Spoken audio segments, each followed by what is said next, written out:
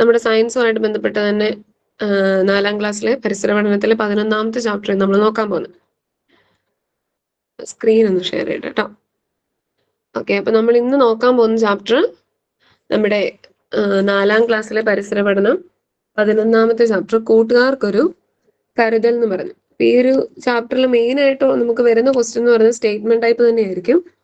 ഇതിൻ്റെ അകത്ത് ഈ ഒരു ചാപ്റ്ററിന്റെ പേര് കേൾക്കുമ്പോൾ തന്നെ അറിയാം, ഇതിൻ്റെ അകത്ത് നമുക്ക് സാധാരണയായി നമ്മുടെ ഈ ജീവിതത്തിൽ നടക്കാറുള്ള കുറെ അപകടങ്ങൾ, അതായത് പൊള്ളല്, പിന്നെ നമ്മുടെ ഒടിവ്, ചതവ്, അങ്ങനെയുള്ള പലതരത്തിലുള്ള അപകടങ്ങളുണ്ട്. അപ്പൊ അതുമായിട്ട് ബന്ധപ്പെട്ട കാര്യങ്ങൾ, ആ ഒരു സമയത്ത് നമ്മൾ ചെയ്യേണ്ട പ്രഥമ ശുശ്രൂഷകൾ ഏതൊക്കെ, അല്ലെങ്കിൽ അങ്ങനെ ഒരു സംഭവം ഉണ്ടാകുമ്പോൾ എന്തൊക്കെ കാര്യങ്ങൾ ചെയ്യാൻ പാടില്ല, ആ ഒരു തരത്തിലുള്ള ക്വസ്റ്റ്യൻസ് ആയിരിക്കും നമുക്ക് വരുന്നത്. ഓപ്ഷനിൽ ഇപ്പം പൊള്ളലേറ്റാൽ ചെയ്യാൻ പാടില്ലാത്ത കാര്യം ഇതിലേതാണ്, അങ്ങനെയായിരിക്കും ക്വസ്റ്റ്യൻ വരുന്നത്. അപ്പൊ അതുമായിട്ട് ബന്ധപ്പെട്ട കാര്യങ്ങളാണ് നമ്മൾ ഈ ഒരു ചാപ്റ്ററിൽ പ്രധാനമായിട്ട് നോക്കുന്നത്.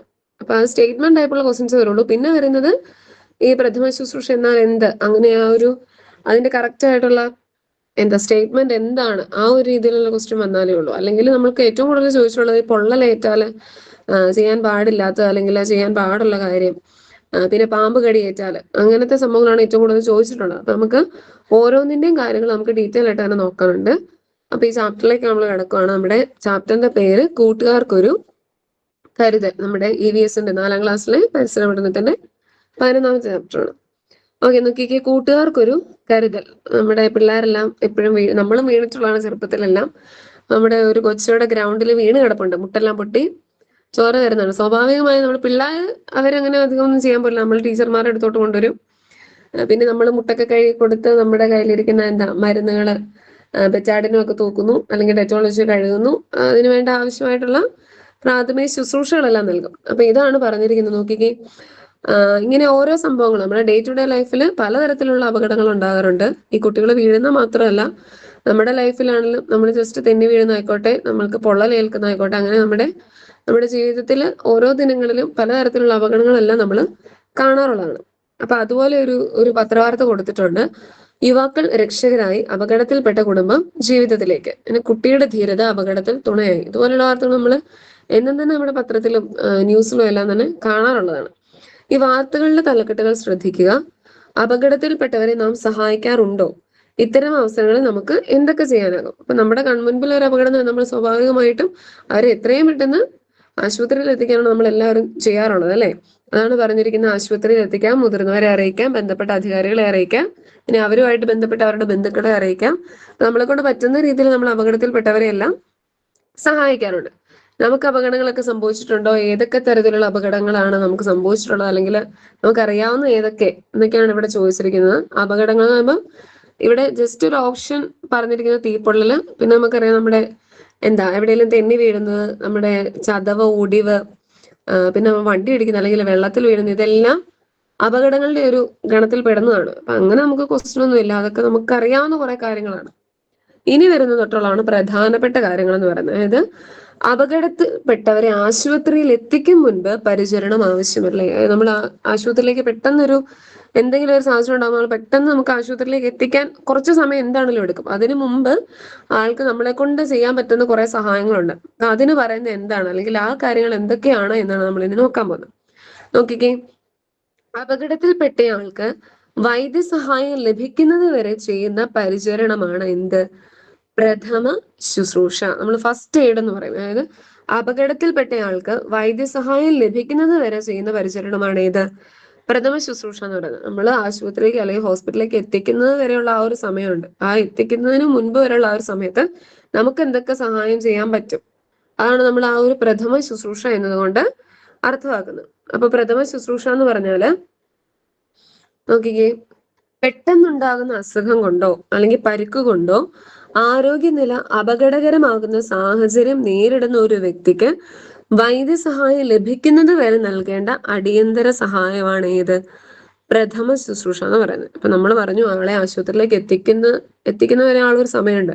ആ ഒരു സമയത്ത് നമുക്ക് പറ്റുന്ന രീതിയിൽ നമ്മുടെ ആ ആളെ സഹായിക്കുന്ന ആ ഒരു സാഹചര്യം, അതായത് അദ്ദേഹത്തിന് ചെയ്തു കൊടുക്കാൻ പറ്റുന്ന ആ ഒരു കാര്യങ്ങൾ, അതിനാണ് നമ്മൾ പ്രധാനമായിട്ടും പ്രഥമ ശുശ്രൂഷ എന്ന് പറയുന്നത്. നമ്മുടെ ഈ DLEDന്റെ ടെക്സ്റ്റ് ബുക്കിൽ നമ്മൾ S3 നമ്മുടെ ഫിസിക്കൽ എഡ്യൂക്കേഷനിൽ രണ്ടാമത്തെ യൂണിറ്റ് ഒന്ന് ഞാൻ എടുത്തിട്ടുണ്ട്. നമ്മുടെ രണ്ടാമത്തെ യൂണിറ്റിൽ ഈ പ്രഥമ ശുശ്രൂഷയും കുറെ അപകടങ്ങളും ചെയ്യേണ്ട കാര്യങ്ങളൊക്കെയാണ് ഇത്. പ്രഥമ ശുശ്രൂഷയും സുരക്ഷാ വിദ്യാഭ്യാസം എന്ന് പറയുന്ന ആ ഒരു യൂണിറ്റിന്റെ കുറെ കാര്യങ്ങൾ പറഞ്ഞത്. അതായത് മുറിവുണ്ടാകുമ്പോൾ ചെയ്യേണ്ട കാര്യങ്ങൾ, ചെയ്യാൻ പാടില്ലാത്ത കാര്യങ്ങൾ, പിന്നെ ഭക്ഷണം തൊണ്ടയിൽ കുടുങ്ങുമ്പോൾ നമ്മൾ എന്തൊക്കെ കാര്യങ്ങൾ ചെയ്യണം, എങ്ങനെയാണ് അവരെ രക്ഷിക്കേണ്ടത്, അങ്ങനെ തുടങ്ങിയിട്ടുള്ള കുറെ അധികം കാര്യങ്ങൾ ഈ ഒരു നമ്മുടെ DLEDന്റെ ടെക്സ്റ്റ് ബുക്ക് S3-ലാണ് യൂണിറ്റ് 2 പ്രഥമ ശുശ്രൂഷ സുരക്ഷാ വിദ്യാഭ്യാസം, അതിൻ്റെ അകത്ത് കൂടുതലായിട്ട് കാര്യങ്ങൾ പറയുന്നുണ്ട്. അപ്പൊ നമുക്ക് അതുകൂടെ ജസ്റ്റ് നോക്കിപ്പോ ഞാൻ ഇതിന്റെ PDF-ഉം ക്ലാസ് കഴിയുമ്പോൾ നമ്മുടെ ഗ്രൂപ്പിലേക്ക് ഇട്ടോളാം. അപ്പൊ ഇവിടെ പ്രധാനമായിട്ട് നോക്കിക്കേ, ഒരു അപകടം സംഭവിച്ചാൽ ആദ്യമായി സംഭവ സ്ഥലത്ത് എത്തുന്നയാൾ നിർവഹിക്കുന്ന പ്രാഥമിക കർത്തവ്യങ്ങളെയാണ് പ്രഥമ ശുശ്രൂഷ എന്നതുകൊണ്ട് ഉദ്ദേശിക്കുന്നത്. നമ്മൾ പറഞ്ഞ കാര്യം തന്നെയാണ്. എന്താണ് പ്രഥമ ശുശ്രൂഷ എന്നതുകൊണ്ട് ഉദ്ദേശിക്കുന്നതാണ് പറഞ്ഞിരിക്കുന്നത്. ഒരു അപകടം സംഭവിച്ചാൽ ആദ്യമായി സംഭവ സ്ഥലത്തെത്തുന്നയാൾ നിർവഹിക്കുന്ന പ്രാഥമിക കർത്തവ്യങ്ങളെയാണ് നമ്മൾ പ്രഥമ ശുശ്രൂഷ എന്ന് പറയുന്നത്. പ്രഥമ ശുശ്രൂഷ എന്നാൽ ചികിത്സയല്ല, അപകടത്തിൽപ്പെട്ടയാളെ ആശുപത്രിയിലോ ഡോക്ടറുടെ അടുക്കലോ എത്തിക്കുന്നതിനിടയിലുള്ള സമയത്ത് ചെയ്യുന്ന താൽക്കാലിക ശുശ്രൂഷയാണ് ഏത് പ്രഥമ ശുശ്രൂഷ എന്ന് പറയുന്നത്. അല്ല നമ്മുടെ ഡോക്ടർമാർ ചെയ്യുന്ന പോലെ മെഡിസിൻ കൊടുക്കുന്നു, അല്ലെങ്കിൽ ഇപ്പൊ സർജറി ആണെങ്കിൽ സർജറി, ഒടിവിനുള്ള കാര്യങ്ങൾ ചെയ്തു കൊടുക്കുന്ന അങ്ങനത്തെ കാര്യങ്ങളല്ല. ജസ്റ്റ് താൽക്കാലികമായിട്ടൊരു ആശ്വാസം എന്ന രീതിയിൽ നമ്മൾ നൽകുന്നതാണ് ഇത് പ്രഥമ ശുശ്രൂഷ. പ്രഥമ ശുശ്രൂഷ അവയെക്കുറിച്ച് അടിസ്ഥാന അറിവുള്ള ആർക്കും ചെയ്യാവുന്ന ഒന്നാണ്. മറ്റുള്ളവരെ സഹായിക്കാൻ സന്നദ്ധതയുള്ള ഏത് വ്യക്തിക്കും ഒരു പ്രഥമ ശുശ്രൂഷകനാകാം. പ്രഥമ ശുശ്രൂഷ നൽകുന്ന വ്യക്തിക്ക് വിവിധ അപകടഘട്ടങ്ങളിൽ അത്യാവശ്യം ചെയ്യേണ്ട കാര്യങ്ങളെക്കുറിച്ച് അറിവുണ്ടായിരിക്കേണ്ടതാണ്. തെറ്റായ ഒരു പ്രഥമ ശുശ്രൂഷ ഗുണത്തേക്കാൾ ഏറെ ദോഷമാണ് ഉണ്ടാക്കുക എന്നറിയുക. അതായത് നമുക്ക് ഇന്ന കാര്യങ്ങളാണ് ചെയ്യേണ്ടത് നമുക്കൊരു ബോധ്യം ഉണ്ടാവണം. ഇല്ലെങ്കിൽ നമ്മളത് ചെയ്യാതിരിക്കുന്നതായിരിക്കും ഏറ്റവും നല്ലത്. അല്ലെങ്കിൽ നമ്മളത് ചെയ്തിട്ട് ചിലപ്പം ആൾക്കത് കൂടുതൽ അപകടകരമായ അവസ്ഥയിലേക്ക് അത് മാറാൻ ചാൻസ് ഉണ്ട്. അപ്പം പ്രഥമ ശുശ്രൂഷ ഇപ്പൊ എന്തെങ്കിലും ഒരു അപകടം, ആ ഒരു അപകടമായിട്ട് ബന്ധപ്പെട്ട് നമ്മൾ എന്ത് പ്രഥമ ശുശ്രൂഷയാണോ നൽകേണ്ടത് അതുമായിട്ടുള്ളൊരു ബോധ്യം നമുക്കുണ്ടെങ്കിൽ മാത്രമേ നമ്മൾ അത് ചെയ്യാൻ തുനിയാവുള്ളൂ. അല്ലെങ്കിൽ അത് മറ്റേ ആളുടെ ജീവന് തന്നെ അതൊരു ഹാനികരമായിട്ട് തരും. ഇനി ഇവിടെ ഇമ്പോർട്ടന്റ് ആയിട്ടുള്ള കാര്യം, അത് നമ്മുടെ സ്കൂൾ ടെക്സ്റ്റിലില്ല, DLED ടെക്സ്റ്റ് ബുക്കിന്റെ അകത്താണ് പ്രധാനമായിട്ടും പറയുന്നത്. ഇത് മാർക്ക് ചെയ്യാനുള്ളത് അപ്പുറത്തെ കിടക്കുന്നതുകൊണ്ട് ഇവിടെ മാർക്ക് ചെയ്യാൻ പറ്റത്തില്ല. ഞാനത് സൂം ചെയ്ത് കാണിക്കാം കേട്ടോ. നോക്കിക്ക്, ആ ഒരു പേര് നിങ്ങൾ എഴുതിയെടുക്കുക. പ്രസിദ്ധ ജർമ്മൻ ഡോക്ടറായ ഫെഡറിക് എസ്മാർക്ക് ആണ് പ്രഥമ ശുശ്രൂഷയുടെ ഉപജ്ഞാതാവ്. അപ്പൊ പ്രഥമ ശുശ്രൂഷയുടെ ഉപജ്ഞാതാവ് എന്ന് പറയുന്ന ആരാണ്? നമ്മുടെ ജർമ്മൻ ഡോക്ടറായ ഫെഡറിക് എസ്മാർക്ക് ആണ് പ്രഥമ ശുശ്രൂഷയുടെ ഉപജ്ഞാതാവ്. അപ്പൊ നിങ്ങൾ എഴുതി വെക്കുക, പ്രഥമ ശുശ്രൂഷയുടെ ഉപജ്ഞാതാവ് എന്ന് പറയുന്നത് ഫെഡറിക് എസ്മാർക്ക് ആണ്. ഫെഡറിക് എസ്മാർക്ക് ആണ് നമ്മുടെ പ്രഥമ ശുശ്രൂഷയുടെ ഉപജ്ഞാതാവ് എന്ന പേരിൽ അറിയപ്പെടുന്നത്. ഞാൻ ക്ലാസ് കഴിയുമ്പോൾ ആ ഒരു പേര് ഞാൻ ഗ്രൂപ്പിലേക്ക് ഇട്ടോളാം കേട്ടോ.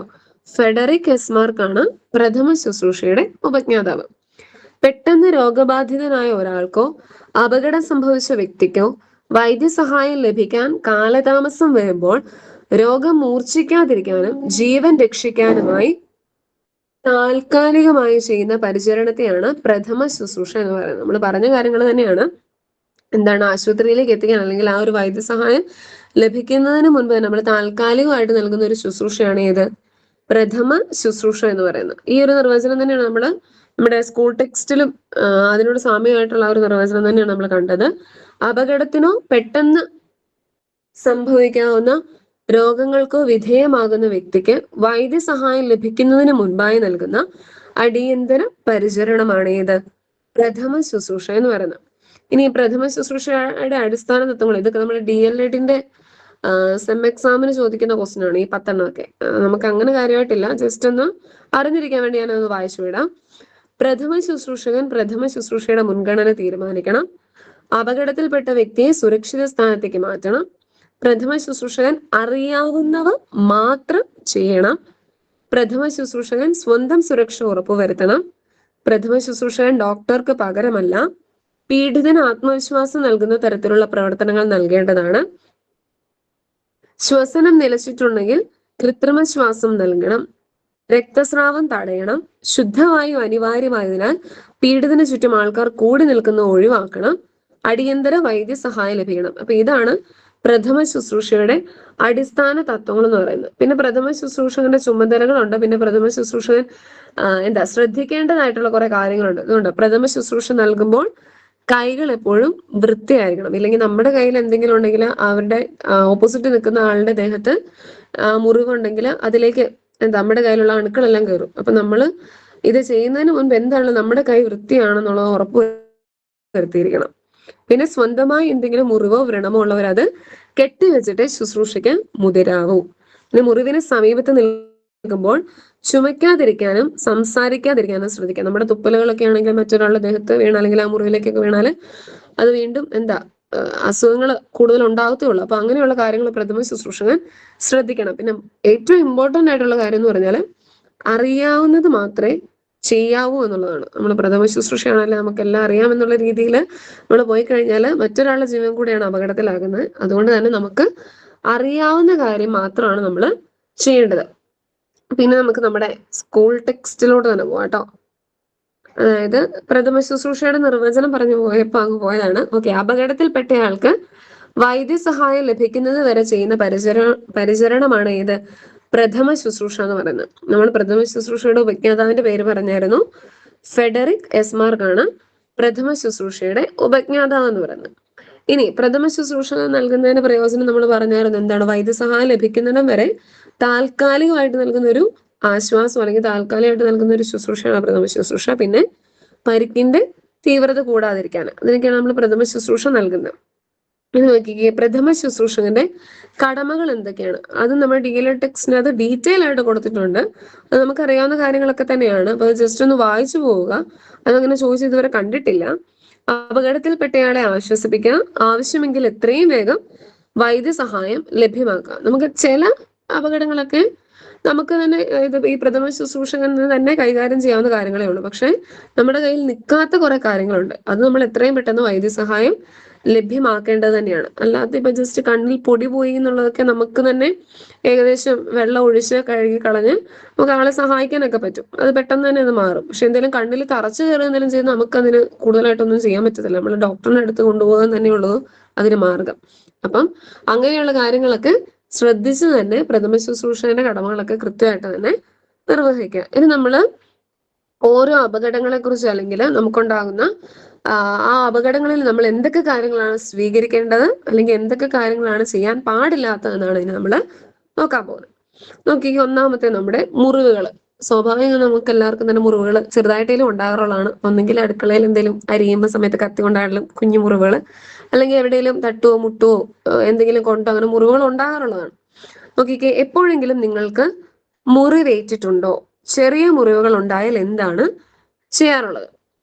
നമ്മൾ വളരെ കുഞ്ഞു മുറിവുകൾ നമ്മൾ അധികം മൈൻഡ് ചെയ്യത്തില്ല. ചെറുതായിട്ടൊരു പോറിപ്പോയിട്ടുള്ളതൊക്കെയാണ് നമ്മൾ അധികം മൈൻഡ് ചെയ്യത്തില്ല. പിന്നെ അത്യാവശ്യം നല്ല രീതിയിൽ കീറിപ്പോയിട്ടുണ്ടെങ്കിൽ അല്ലെങ്കിൽ ആഴത്തിൽ മുറിവുണ്ടെങ്കിലൊക്കെയാണ് നമ്മൾ കൂടുതലായിട്ടും ബ്ലഡ് പോകുന്നുണ്ടല്ലോ എന്നൊക്കെ നോക്കിയിട്ട് നമ്മൾ കൂടുതലായിട്ട് എന്തെങ്കിലുമൊക്കെ മരുന്നൊക്കെ വെച്ച് ചുറ്റിക്കെട്ടാനും ബ്ലഡ് കഴുകിക്കളയാനും ഒക്കെ പോവാറ്. അപ്പൊ ഇവിടെ അത് മുറിവുകൾ ഉണ്ടാകുമ്പോൾ നമ്മൾ എന്തൊക്കെ കാര്യങ്ങൾ ചെയ്യണം എന്നുള്ള കാര്യങ്ങളെ പറ്റിയാണ് നമ്മൾ നോക്കുന്നത്. അതെല്ലാം വളരെ ഇമ്പോർട്ടന്റ് ആണ്. ഈ തന്നിരിക്കുന്ന ഈ ഡോട്ട് ഇട്ട് പോയിന്റ് ആയിട്ട് തന്നിരിക്കുന്ന എല്ലാത്തിൻ്റെതും വളരെ ഇമ്പോർട്ടന്റ് ആണ്. അപ്പൊ അത് വായിച്ച് മനസ്സിലാക്കുക. പിന്നെ നമ്മുടെ ഡേ ലൈഫിൽ നടക്കുന്ന കാര്യങ്ങളുമാണ്. അവിടെ നമുക്ക് അത്യാവശ്യം ഓർത്തെടുക്കാവുന്ന കാര്യങ്ങളേ ഉള്ളൂ. അപ്പൊ അത് ശ്രദ്ധിച്ച് തന്നെ പഠിക്കുക. അതുപോലെ തന്നെ നോക്കുക. നമ്മൾ ഇനി എന്തെങ്കിലും ഇങ്ങനത്തെ അപകടങ്ങളൊക്കെ ഉണ്ടാകുമ്പോൾ നമ്മൾ ഇത് ചെയ്യാൻ പാടുണ്ടോ അല്ലെങ്കിൽ ഇത് ചെയ്യാവുന്നതാണോ എന്നൊക്കെ ആലോചിച്ച് തന്നെ അത് ചെയ്യുക. അപ്പൊ നമുക്ക് നോക്കാം. മുറിവേറ്റ ഭാഗം ശുദ്ധജലം കൊണ്ട് വൃത്തിയായി കഴുകുക. അപ്പൊ മുറിവുകൾ ഉണ്ടാകുമ്പോൾ ആദ്യം ചെയ്യേണ്ടത് മുറിവേറ്റ ഭാഗം ശുദ്ധജലം കൊണ്ട് വൃത്തിയായിട്ട് കഴുകുക. പിന്നെ മുറിവേറ്റ ഭാഗം ഉയർത്തിപ്പിടിക്കുക. മുറിവേറ്റ ഭാഗം ഉയർത്തിപ്പിടിക്കുക. ഇപ്പൊ നമ്മൾ കൈയൊക്കെ മുറിഞ്ഞാൽ നമ്മൾ പറയും തലയ്ക്ക് മുകളിൽ ഇങ്ങനെ ഉയർത്തിപ്പിടിക്കണം എന്ന് പറയും. അപ്പൊ അത് മുറിവേറ്റ ഭാഗം ഉയർത്തിപ്പിടിക്കുക. അതായത് ചോര അധികം പോകാതിരിക്കാൻ വേണ്ടിയാണ് നമ്മൾ പറയുന്നത്. അപ്പൊ മുറിവേറ്റ ഭാഗം ഉയർത്തിപ്പിടിക്കുക. പിന്നെ മുറിവേറ്റ ഭാഗം ശുദ്ധജലം കൊണ്ട് വൃത്തിയായി കഴുകുക. രക്തം വാർന്നു പോകാതിരിക്കാൻ മുറിവേറ്റ ഭാഗം വൃത്തിയുള്ള തുണി ഉപയോഗിച്ച് അമർത്തിപ്പിടിക്കണം. നമ്മുടെ അവിടെ ഇവിടെ കിടക്കുന്ന തുണി കൊണ്ടൊന്നുമല്ല, നല്ല വൃത്തിയായിട്ടുള്ള തുണി കൊണ്ട് തന്നെ. അപ്പൊ കൂടുതൽ ബ്ലഡ് പോകുന്നുണ്ടെങ്കിൽ ആ മുറിവ് ഏറ്റ ഭാഗത്ത് തന്നെ അത് അമർത്തിപ്പിടിക്കുക. ഇവിടെ ആ ഒരു പിക്ചർ കണ്ടോ, അതിൻ്റെ അകത്ത് കാണിക്കുന്നുണ്ട്. പിന്നെ മുറിവിൽ കട്ട പിടിച്ച രക്തം നീക്കം ചെയ്യരുത്. കട്ട പിടിച്ചു കൊടുക്കുകയാണ് നമ്മളത് നീക്കം ചെയ്താൽ കൂടുതലായിട്ട് ആ മുറിവ് കുറച്ചുകൂടി വലുതാവുകയും ചെയ്യും. കൂടുതൽ ബ്ലഡ് പിന്നെയും പൊക്കോണ്ടിരിക്കും. അപ്പൊ നമ്മൾ ആ മുറിവിൽ കട്ട പിടിച്ച രക്തം നീക്കം ചെയ്യരുത്. മുറിവുകൾ തുറന്നു വെക്കുന്നത് അണുബാധ ഏൽക്കാൻ ഇടയാകും. മുറിവുകൾ തുറന്നു വെക്കുന്നത് അണുബാധയേക്കാൻ ഇടയാകും. വലിയ മുറിവുകളാണെങ്കിൽ മുറിവേറ്റയാളെ സൗകര്യപ്രദമായ രീതിയിൽ ഇരുത്തുകയോ കിടത്തുകയോ ചെയ്യണം. മുറിവേറ്റ ആളെ എത്രയും വേഗം ആശുപത്രിയിൽ എത്തിക്കണം. അപ്പൊ ഇതാണ് നമുക്കൊരു മുറിവുകൾ ഉണ്ടാകുമ്പോൾ നമ്മൾ ചെയ്യേണ്ട പ്രഥമ ശുശ്രൂഷകൾ, അല്ലെങ്കിൽ നമ്മൾ ചെയ്യേണ്ട കാര്യങ്ങളാണ് ഈ പറഞ്ഞിരിക്കുന്നത്. എന്തൊക്കെ കാര്യങ്ങളാണ്? മുറിവേറ്റ ഭാഗം ശുദ്ധജലം കൊണ്ട് വൃത്തിയായി കഴുകുക, മുറിവേറ്റ ഭാഗം ഉയർത്തിപ്പിടിക്കുക, രക്തം വാർന്നു പോകാതിരിക്കാൻ മുറിവേറ്റ ഭാഗം വൃത്തിയുള്ള തുണി ഉപയോഗിച്ച് അമർത്തിപ്പിടിക്കണം, മുറിവിൽ കട്ട പിടിച്ച രക്തം നീക്കം ചെയ്യരുത്, മുറിവുകൾ തുറന്നു വെക്കുന്നത് അണുബാധ ഏൽക്കാൻ ഇടയാകും, വലിയ മുറിവുകളാണെങ്കിൽ മുറിവേറ്റയാളെ സൗകര്യപ്രദമായ രീതിയിൽ ഇരുത്തുകയോ കിടത്തുകയോ വേണം, മുറിവേറ്റ ആളെ എത്രയും വേഗം ആശുപത്രിയിൽ എത്തിക്കണം. അപ്പൊ ഇതാണ് മുറിവുകൾ ഉണ്ടാകുമ്പോൾ നമ്മൾ ചെയ്യേണ്ട കാര്യങ്ങൾ. ചെയ്യരുതാത്ത കാര്യങ്ങൾ ഇതിൻ്റെ അകത്ത് തന്നെ പറഞ്ഞിട്ടുണ്ട്, ചെയ്യേണ്ട കാര്യങ്ങൾ പറഞ്ഞിട്ടുണ്ട്. അപ്പൊ അത് മാറിപ്പോകാൻ നോക്കുക. ചിലപ്പം ഇതിൽ ഏത് തെറ്റായത് ഏത് ശരിയായത് ഏത് എന്ന രീതിയിലും ക്വസ്റ്റ്യൻസ് വരാം. അപ്പൊ മുറിവിൽ കട്ട പിടിച്ച രക്തം നീക്കം ചെയ്യണം എന്നായിരിക്കും ആ ക്വസ്റ്റ്യൻ ഓപ്ഷൻ്റെ അകത്ത് കാണുക. അപ്പൊ നീക്കം ചെയ്യരുത് എന്നുള്ളതാണല്ലോ കറക്റ്റായ ഉത്തരം. അപ്പൊ അത് നന്നായിട്ട് മാറിപ്പോകാതെ തന്നെ പഠിക്കാം. ഇനി അടുത്ത് നോക്കിക്കേ, പ്രഥമ ശുശ്രൂഷ ചെയ്യുന്നയാള് കൈകൾ വൃത്തിയായി കഴുകിയിരിക്കണമെന്ന് പറയുന്നതിന് കാരണം എന്താണ്? നമ്മൾ ഓൾറെഡി പറഞ്ഞു. കാരണം നമ്മുടെ കൈ വൃത്തി അല്ലെങ്കിൽ നമ്മുടെ കയ്യിലുള്ള അണുക്കളെല്ലാം മറ്റേ ആളുടെ മുറിവിലേക്ക് കയറും. പിന്നെ ആ ആൾക്കാണ് അത് കൂടുതൽ ദോഷം ചെയ്യുന്നത്. അപകടാവസ്ഥയിലേക്ക് തന്നെ അത് അയാളുടെ രക്തത്തിലേക്ക് അണുക്കളെല്ലാം കടന്ന് പിന്നെ ആളുടെ ബോഡി വീക്ക് ആവുകയും ചെയ്യും. അത് കൂടുതൽ ഹാനികരമായിരിക്കും ആൾക്ക്. അപ്പൊ അതുകൊണ്ടാണ് നമ്മൾ പറയുന്നത് പ്രഥമ ശുശ്രൂഷ ചെയ്യുന്നതിന് മുൻപ് ആരാണോ ചെയ്യുന്നത് അയാളുടെ കൈകൾ അത് വൃത്തിയായിരിക്കണം എന്നുള്ളത്. ഇനി അടുത്തതാണ് നമ്മുടെ മൂക്കിൽ നിന്ന് രക്തം വന്നാല്. ഇപ്പൊ നമ്മുടെ മൂക്ക് ഇടിക്കോ അല്ലെങ്കിൽ മൂക്കിന് എന്തെങ്കിലും ഒരു പ്രശ്നം വന്നു കഴിയുമ്പോൾ നമ്മുടെ മൂക്കിൻ്റെ അകത്തുനിന്ന് ബ്ലഡ് വരും. അപ്പൊ അങ്ങനെ ബ്ലഡ് വന്നു കഴിയുമ്പോൾ നമ്മൾ എന്ത് കാര്യമാണ് ചെയ്യേണ്ടത്? അവിടെ ഒരു പിക്ചറിൽ തന്നിട്ടുണ്ട്, നോക്കിക്കേ. അവൻ ഞെക്കിപ്പിടിക്കുന്നുണ്ട്, നമ്മുടെ മൂക്ക് അവൻ ഇരുന്നിട്ട് ഞെക്കിപ്പിടിക്കുന്നുണ്ട്. നോക്കിക്കേ, മുന്നോട്ട് ചായ്ച്ചിരുത്തുക. അവൻ ആ ഇരിക്കുന്ന പൊസിഷനാണ് കറക്റ്റ്. അപ്പൊ മൂക്കിൽ നിന്ന് രക്തം വന്നാല് മുന്നോട്ട് ചായ്ച്ചിരുത്തുക, തള്ളവിരലും ചൂണ്ടുവിരലും ഉപയോഗിച്ച് മൂക്കിന്റെ അഗ്രഭാഗം, അതായത് അറ്റത്ത് അമർത്തി പിടിക്കുക, വായിലൂടെ ശ്വസിക്കാൻ നിർദ്ദേശിക്കുക, സംസാരിക്കാതിരിക്കാൻ നിർദ്ദേശിക്കുക, വൈദ്യസഹായം തേടുക. ഇതാണ് മൂക്കിൽ നിന്ന് രക്തം വന്നാൽ നമ്മൾ കൂടുതലായിട്ടും ചെയ്യേണ്ട കാര്യങ്ങൾ എന്ന് പറഞ്ഞാൽ മുന്നോട്ട് ചായ്ച്ചിരുത്തുക, തള്ളവിരലും ചൂണ്ടുവിരലും ഉപയോഗിച്ച് മൂക്കിന്റെ അഗ്രഭാഗം അമർത്തി പിടിക്കുക, വായിലൂടെ ശ്വസിക്കാൻ നിർദ്ദേശിക്കുക, സംസാരിക്കാതിരിക്കാൻ നിർദ്ദേശിക്കുക, വൈദ്യസഹായം തേടുക. അപ്പൊ ഇതാണ് നമ്മുടെ മൂക്കിലൂടെ രക്തം വന്നാൽ നമ്മൾ ചെയ്യേണ്ട പ്രധാനമായിട്ടുള്ള കാര്യങ്ങൾ. നോക്കിക്കേ, മൂക്കിൽ നിന്ന് രക്തം വരുമ്പോൾ മുന്നോട്ട് ചായ്ച്ചിരുത്തിയാൽ ശ്വാസനാളത്തിലേക്ക് രക്തം കടക്കുന്ന സാഹചര്യം ഒഴിവാക്കാം. അപ്പം നമ്മൾ നേരെ ഇരിക്കുമ്പോൾ നമ്മുടെ ശ്വാസനാളത്തിലേക്ക് ബ്ലഡ് കയറിപ്പോവും. അപ്പൊ അതുകൊണ്ടാണ് നമ്മൾ അങ്ങനെ കയറിപ്പോയിരിക്കാൻ വേണ്ടിയാണ് നമ്മൾ ചെരിച്ചിരുത്തുക, മുന്നോട്ട് ചായ്ച്ചെന്ന രീതിയിൽ നമ്മൾ ഇരുത്തുന്നത്. ഇനി രക്തം കട്ട പിടിക്കാനും കൂടുതൽ രക്തം നഷ്ടപ്പെടാതിരിക്കാനും മൂക്കിന്റെ അഗ്രഭാഗം അമർത്തി പിടിക്കാനും സഹായകമാകും. നമ്മൾ പറഞ്ഞായിരുന്നു, തള്ളവിരലും നമ്മുടെ ചൂണ്ടുവിരലും കൊണ്ട് മൂക്കിന്റെ അഗ്രഭാഗം അമർത്തി പിടിക്കണം. എന്തിനാന്ന് വെച്ചാല് രക്തം കട്ട പിടിക്കാനും കൂടുതൽ രക്തം നഷ്ടപ്പെടാതിരിക്കാനും മൂക്കിന്റെ അഗ്രഭാഗം അമർത്തി പിടിക്കുന്നത് സഹായകമാകും.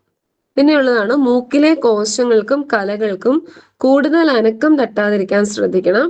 അതിനാൽ വായിലൂടെ ശ്വസിക്കാനും സംസാരിക്കാതിരിക്കാനും നിർദ്ദേശിക്കണം. അപ്പൊ നമ്മൾ പറഞ്ഞായിരുന്നു വായിലൂടെ ശ്വസിക്കാൻ നിർദ്ദേശിക്കണം എന്ന് പറഞ്ഞായിരുന്നു. അത് നമ്മുടെ മൂക്കിലെ കോശങ്ങൾക്കും കലകൾക്കും കൂടുതലായിട്ട് അനക്കം തട്ടിയാലും പിന്നെയും ബ്ലഡ് വന്നുകൊണ്ടിരിക്കും. അപ്പൊ അത് അങ്ങനെ വരാതിരിക്കാൻ വേണ്ടിയാണ് നമ്മൾ ശ്വാസം വായിലൂടെ എടുക്കാൻ പറയുന്നത്. അപ്പൊ ഇതൊക്കെയാണ് നമ്മുടെ മൂക്കിലൂടെ രക്തം വന്നാൽ നമ്മൾ ശ്രദ്ധിക്കേണ്ട കാര്യങ്ങൾ. അത് മൂക്കിലൂടെ ഇതെല്ലാം നമ്മുടെ ആ DLEDന്റെ ഞാൻ പറഞ്ഞില്ലേ, ആ PDF ഞാൻ ഗ്രൂപ്പിൽ ഇട്ടേക്കാം.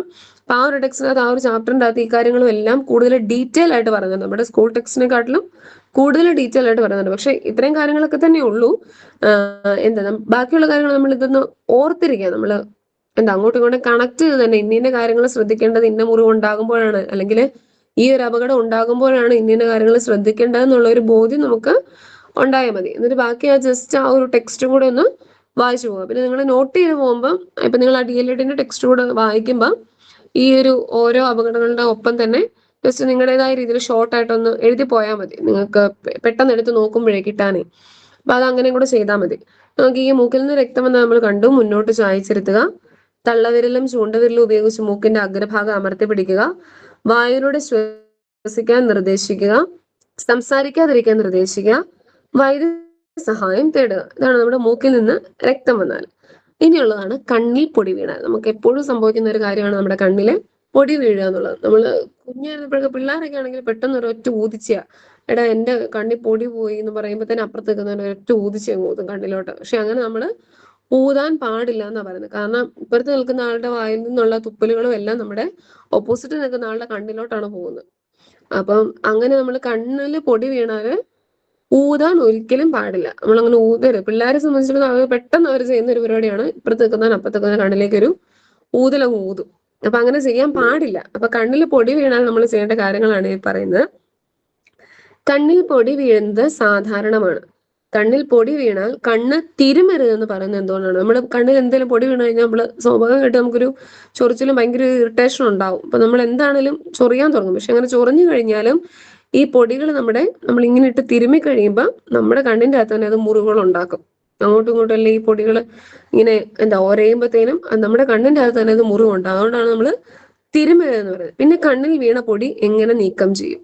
നോക്കിക്കേ, അവിടെ ഒരു പിക്ചറിൽ തന്നെ ആ ഒരു ചേച്ചി നമ്മുടെ കൊച്ചിന്റെ കണ്ണ് തുറന്നിട്ട് അതിൻ്റെ അകത്തൊരു വെള്ളം ഒഴിച്ചു വിടുന്നുണ്ട്. അത് നമ്മൾ ചെയ്യുന്ന കാര്യമാണ്, അല്ലെങ്കിൽ ചെയ്യേണ്ട ഒരു കാര്യമാണ്. നമ്മൾ എന്താണ്, കണ്ണിൽ പൊടി വീണ് കഴിഞ്ഞാൽ വെള്ളം ഒഴിച്ചുകൊണ്ടിരിക്കുക. നമ്മുടെ കണ്ണിന്റെ അകത്തോട്ട് നമ്മൾ നമ്മൾ മുഖം കഴുകുന്ന പോലെ തന്നെ ഒന്നുകിൽ അങ്ങനെ നല്ല രീതിയിൽ കണ്ണിന്റെ അകത്തേക്ക് വെള്ളം, നല്ല തണുത്ത വെള്ളം തന്നെ ഒഴിക്കുക, ശുദ്ധജലം തന്നെ, അത് കണ്ണിന്റെ അകത്തോട്ട് നന്നായിട്ട് ഒഴിക്കുക. അല്ലെങ്കിൽ ഇതുപോലെ പിള്ളേരുടെയൊക്കെ ആണെങ്കിൽ ഇങ്ങനെ ചെയ്തു കൊടുക്കുന്നത് നല്ലതായിരിക്കും. അപ്പൊ കണ്ണിൽ പൊടി വീണ് നമ്മൾ തിരുമാൻ പാടില്ല, ഊതാനും പാടില്ല. അതാണ് പറഞ്ഞിരിക്കുന്നത്. നോക്കിക്കേ, ശുദ്ധജലം കണ്ണിൽ ധാരയായി ഒഴിച്ചും വൃത്തിയുള്ള നനഞ്ഞ തൂവാലയോടോ മറ്റോ അറ്റം കൊണ്ടും എടുക്കാൻ കഴിയില്ലേ? അതായത് നമ്മൾ ചെയ്യേണ്ടത് ഇതാണ്. ഒന്നെങ്കിൽ പെട്ടെന്ന് എടുക്കാവുന്നതാണെങ്കിൽ നമ്മൾ തൂവാലയുടെയൊക്കെ അറ്റം കൊണ്ട് പെട്ടെന്ന് തന്നെ ഇങ്ങ് തോണ്ടിയെടുക്കും. ചെറിയൊരു കരടൊക്കെ പോയി കഴിയുമ്പോൾ നമ്മൾ സാധാരണ അങ്ങനെ എടുക്കാറ്. പിന്നെ അല്ലെങ്കിൽ നമ്മൾ നല്ല രീതിയിൽ മുഖം കഴുകുക. അതായത് കണ്ണിൽ നന്നായിട്ട് വെള്ളം ഒഴിച്ച് കഴുകുമ്പോഴത്തേനും ആ പൊടിയെല്ലാം പോയി നമ്മുടെ കണ്ണിന്റെ അസ്വസ്ഥതയെല്ലാം മാറും. ഇനി അല്ല എങ്കിൽ കണ്ണിൽ തറച്ചുപോയ വസ്തുക്കൾ നാം തന്നെ നീക്കം ചെയ്യാൻ ശ്രമിക്കാതെ എത്രയും വേഗം വൈദ്യസഹായം ലഭ്യമാക്കണം. കണ്ണിൽ എന്തെങ്കിലും കല്ലൊക്കെ കൊണ്ട് നന്നായിട്ട് മുറിഞ്ഞിരിക്കുകയാണെങ്കിൽ, അല്ലെങ്കിൽ എന്തെങ്കിലും കൊണ്ടു കയറും എന്തെങ്കിലും ചെയ്ത് നമുക്ക് അവിടെ ഒന്നും ചെയ്യാനില്ല. നമ്മൾ എത്രയും പെട്ടെന്ന് വൈദ്യസഹായം ലഭ്യമാക്കുക എന്നുള്ളതാണ് പ്രധാനമായിട്ടുള്ള കാര്യം. അപ്പൊ കണ്ണില് പൊടി വീണ് കഴിഞ്ഞാൽ നന്നായിട്ട് വെള്ളം ഒഴിച്ച് കഴുകുക, അല്ലെങ്കിൽ തൂവാലയൊക്കെ കൊണ്ട് പോയിരിക്കുന്ന എടുക്കാൻ നോക്കുക. ഇനി നമ്മളെ കൊണ്ട് ഒട്ടും പറ്റത്തില്ലാത്ത ആ ഒരു സാഹചര്യത്തിലുള്ള എന്തെങ്കിലും അപകടങ്ങളാണെങ്കിൽ എത്രയും പെട്ടെന്ന് നമ്മൾ ഡോക്ടറിന്റെ അടുത്ത് എത്തിക്കുക, ആശുപത്രിയിൽ എത്തിക്കുക എന്നുള്ളതാണ് ചെയ്യാൻ പറ്റുന്നത്. ഇനി അടുത്തതാണ് ഉളുക്ക്. കളിക്കുമ്പോഴോ പടികൾ ഇറങ്ങുമ്പോഴോ നിങ്ങളുടെ കാൽ എപ്പോഴെങ്കിലും ഉളുക്കിയിട്ടുണ്ടോ? നമ്മുടെ കാലൊക്കെ എന്തെങ്കിലും പടികളൊക്കെ ഓടിക്കയറുമ്പോൾ ജസ്റ്റ് ഒന്ന് സ്ലിപ്പ് ആകുമ്പോൾ തന്നെ നമ്മുടെ കാല് ഉളുക്കാറുണ്ട്. അല്ലെങ്കിൽ കളിക്കുന്ന സമയത്ത് പിള്ളേരൊക്കെ ആണെങ്കിൽ വീണ് കഴിയുമ്പോൾ ഉളുക്കി പോകാറുണ്ട്. അപ്പൊ അതാണ് ചോദിച്ചിരിക്കുന്നത്, ആ ഉളുക്കുണ്ടാകുമ്പോൾ എന്തൊക്കെ ചെയ്യണമെന്നുള്ളത്. ഉളുക്കിയ ഭാഗം അനങ്ങാതെ ഉയർത്തി വെക്കുക. അതായത് ഉളുക്കിയ ഭാഗം അനക്കാതെ ഉയർത്തി വെക്കുക. വേദന കുറയ്ക്കാൻ ഐസ് പാക്ക് വെക്കുക. നമുക്കറിയാം നമ്മുടെ കാലൊക്കെ ഉളുക്കി കഴിയുമ്പോൾ നല്ല വേദന ഉണ്ടാകുന്നതാണ്.